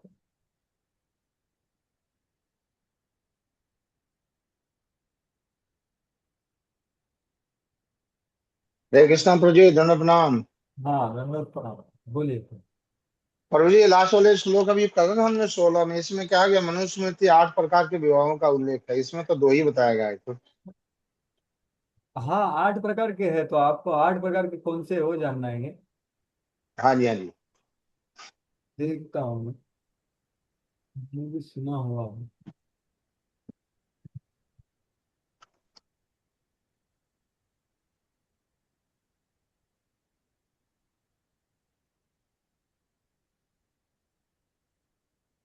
एक्चुअली ये एक राक्षसी विवाह होता है, एक गांधर्व विवाह होता है। एक्चुअली मैं सुना था लेकिन अभी याद नहीं आ रहा है, लिखा भी था कभी। कल पता कर लेंगे प्रभु जी, हाँ, कल बता दीजिएगा। प्रयास करता हूँ उसका। बस प्रॉब्लम। ठीक है प्रभु जी, ठीक। 8 प्रकार की विवाह। और कुछ किसी का? ये विवाह के बारे में जान करके भगवान की कृपा से मेरे को नहीं करना हो। हाँ, लेकिन जानना और किसी का कुछ है, हमने जो चर्चा किया उसके बारे में। ये तात्पर्य में दिए नहीं ना, दो ही टाइप का देते हैं क्या? लिखा है 6 टाइप, प्रभु 8 जी, टाइप, 3 बताए हुए हैं, 3 प्रेम बताए द्वारा, हैं। जयमाला द्वारा और अपहरण द्वारा। और अपहरण जयमाला वाला प्रभु जी एक ही वही विवाह है जो दान वाला करके होता है। कौन सा कौन सा? ये जो ये आए थे ना, ये करदम मुनि जो दान देते हैं, सजा धजा के दान देते हैं, जयमाला होता है, फिर उसके बाद और भी मंत्र वगैरह पढ़े जाते हैं, फेरे वेरे होते हैं, यही सब तो है। हम्म, प्रभु जी, जयमाला वाला तो वैसा नहीं होगा जैसे, क्या कहते हैं कि मंदिरों में अपनी होता इच्छा है, से जो सीता माता जी ने जैसे करवा हुआ था। वो मंदिर में भी होता है ना माता जी, आजकल मंदिर में भी जो ला के अच्छा। जयमाला डाल देते हैं, लड़के लड़की भाग के वह हो गया शादी, ऐसे वही वही वाला है। और गांधर्व एक हुआ था, ये किसका हुआ था? दुष्मंत शकुंतला था, म्यूचुअल कंसेंट, मतलब एक दूसरे में हाँ। डिसाइड करते हैं, उसको गांधर्व आजकल बोलते हैं ना, लव मैरिज। तो वो गांधर्व विवाह एक राक्षसी है जो किडनैप करके होता है, शायद उसको राक्षसी बोलते वो हैं। आदिवासियों में होता है प्रभु जी, अभी भी होता है आदिवासियों में। हाँ, और एक आदिवासियों में भी तरीका है होता है वो, यहाँ पर जो दिया है आदिवासियों वो में वो भी तरीका। होता है। हम्म। आदिवासियों में प्रभु जी वो भी होता है कि वो ना लड़के लड़की वो लिविंग रहता है ना, वो रहते रहते हैं, जब बच्चे हो जाएंगे तो शादी होगी, नहीं तो फिर नहीं होगी, ऐसा भी अच्छा, होता है। नहीं नहीं, ह- ऐसा तो नहीं है शायद, हरे ये सिस्टम हरे में नहीं है, कृष्णा। ये आर्ट हाँ सिस्टम मुझे में नहीं होगा ये, हरे आदिवासी कृष्णा प्रभु तो। जी, हरि हाँ, बोल। हाँ जी, अरे हाँ हाँ जी, हाँ जी। हाँ, मैं बताती हूँ। मुझे अरे क्या मिले ऐसा एक ऐसा पहला है ब्राह्म विवाह पहला, जिसमें कन्या को योग्य विद्वान और सदाचारी वर को बिना किसी लोभ के देना, इसे सबसे श्रेष्ठ माना गया है। पहला ब्राह्म विवाह। तो माता जी अभी 6 तरह के विवाह बता रही है, पहला है ब्राह्म। हाँ, 8 प्रकार के। 8, दूसरा है, सॉरी। हाँ, दूसरा है दैव विवाह, यज्ञ आदि में पुरोहित को कन्या दान देना, इसे दैव विवाह कहते हैं। तीसरा आर्ष विवाह, वर द्वारा प्रतीक रूप में 1 या 2 गौ स्वीकार कर कन्या का विवाह करना, यह ऋषियों की परंपरा से जुड़ा माना जाता है।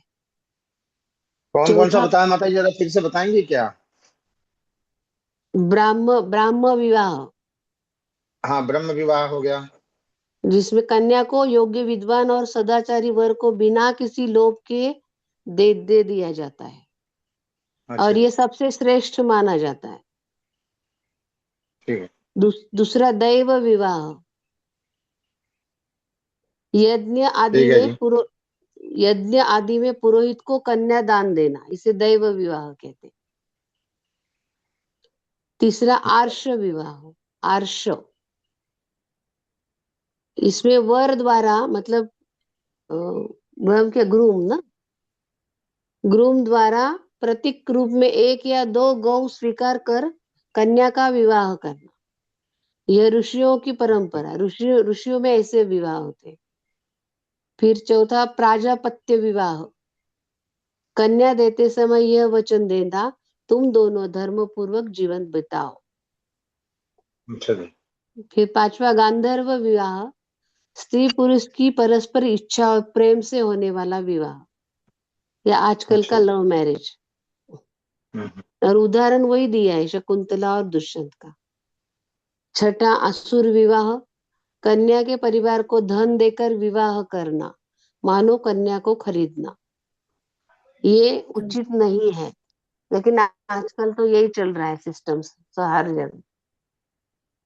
सातवां राक्षस विवाह, युद्ध या बलपूर्वक कन्या का हरण करके विवाह करना, क्षत्रियों में कभी कभी इसका उल्लेख मिलता है। माता उदाहरण जी 2 कृष्ण, बताया ना आपने, एक असुर विवाह, एक राक्षस विवाह बताया। असुर और राक्षस एक ही नहीं है? असुर और राक्षस अलग अलग है ना प्रभु जी, दोनों। पैसे देकर हम्म। खरीदना, वैसा है वो अर्थ। असुर असुर विवाह वैसा है। असुर में वो भी पैसे देते हैं कन्या की परिवार को, और राक्षस अच्छा जी। विवाह में बलपूर्वक कन्या का हरण कर लेते हैं। जैसे इस कृष्ण ने बहुत ठीक। सारे किए ना ऐसे राक्षस विवाह। कृष्ण, वही ना, उदाहरण में वही दिया है, कृष्ण द्वारा रुक्मिणी का हरण हरण।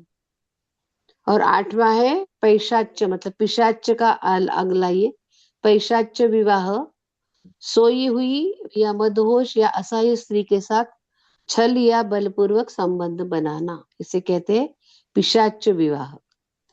गुड। ऐसे ठीक माता, धन्यवाद। हरे कृष्णा। हरे जो माता जी ने एक बताया प्रजापत्य वाला, कि वो उसमें ये वचन होता है कि धर्म के साथ विवाह का पालन करो, तो ये तो जो भी प्रथम जो 2-3 बताए हैं उसमें भी तो ये करना ही होता है ना, तो फिर इसको अलग से ऐसे करके अलग नाम क्यों दिया गया है कि धर्म पूर्वक विवाह का पालन करना? हरि प्रजापत्य बोल। मतलब जनरली प्रजा मतलब जो हम लोग हैं, प्रजा हाँ मतलब माता राजा जी, की प्रजा, आपने आपने उसके जो लिए उसकी डेफिनेशन बोली, आप एक बार वापस रिपीट कीजिए, फिर मैं अपना प्रश्न बताती हूँ। वही है जो आपने सही पूछा प्रश्न, प्रजापत्य की अंतर कन्या क्या है कन्या को उसमें? देते हैं।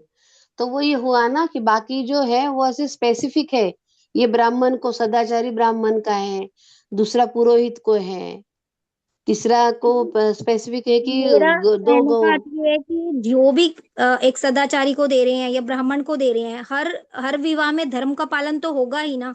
तो फिर वही मैं ये बोल रही, प्रजापत्य में स्पेसिफिकली ये बोलना कि जिसमें धर्म का पालन किया जाएगा वो प्रजापत्य विवाह, ये मेरे को समझ में नहीं आ रहा। वो इसीलिए है क्योंकि बाकी के स्पेसिफिक वर्ण के लिए है, बाकी की शादियों के बारे में बोलता है जनरली।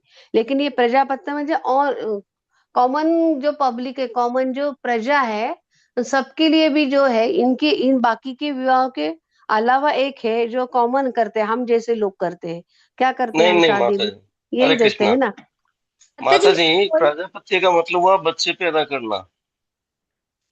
प्रजा प्रजा को बढ़ाना, वही तो हाँ, प्रजा को हमारी बढ़ाना, शादी। तो हाँ जो बच्चे पैदा करने के लिए सेंटर में रख के और धर्म पूर्वक मतलब पति पत्नी के रूप में आके और हाँ, बच्चे पैदा करना, वही ये तो मुख्य वही वही उद्देश्य है। यस बराबर। के हाँ, प्रजा तो कॉमन, मतलब आज आज के हिसाब से, मतलब अगर कोई एक पत्नी धर्म या एक पति धर्म का पालन करते हुए धर्म पूर्वक पालन करता है, तो ये प्रजापत्य वाला आजकल ज्यादा हुआ हाँ हाँ। है ना। तो हम क्योंकि आज का हम तो ऐसे ही संतान करते हैं ना आज। उत्पन्न है। हमारे इधर हमारी अभी तो कॉमन इसमें तो हमारी ऐसी होती है ना शादी।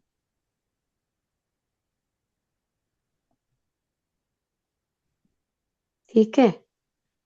हरे कृष्णा, बहुत बहुत धन्यवाद। और किसी का कुछ है? हरे कृष्ण। हमने जो चर्चा किया उसके ऊपर।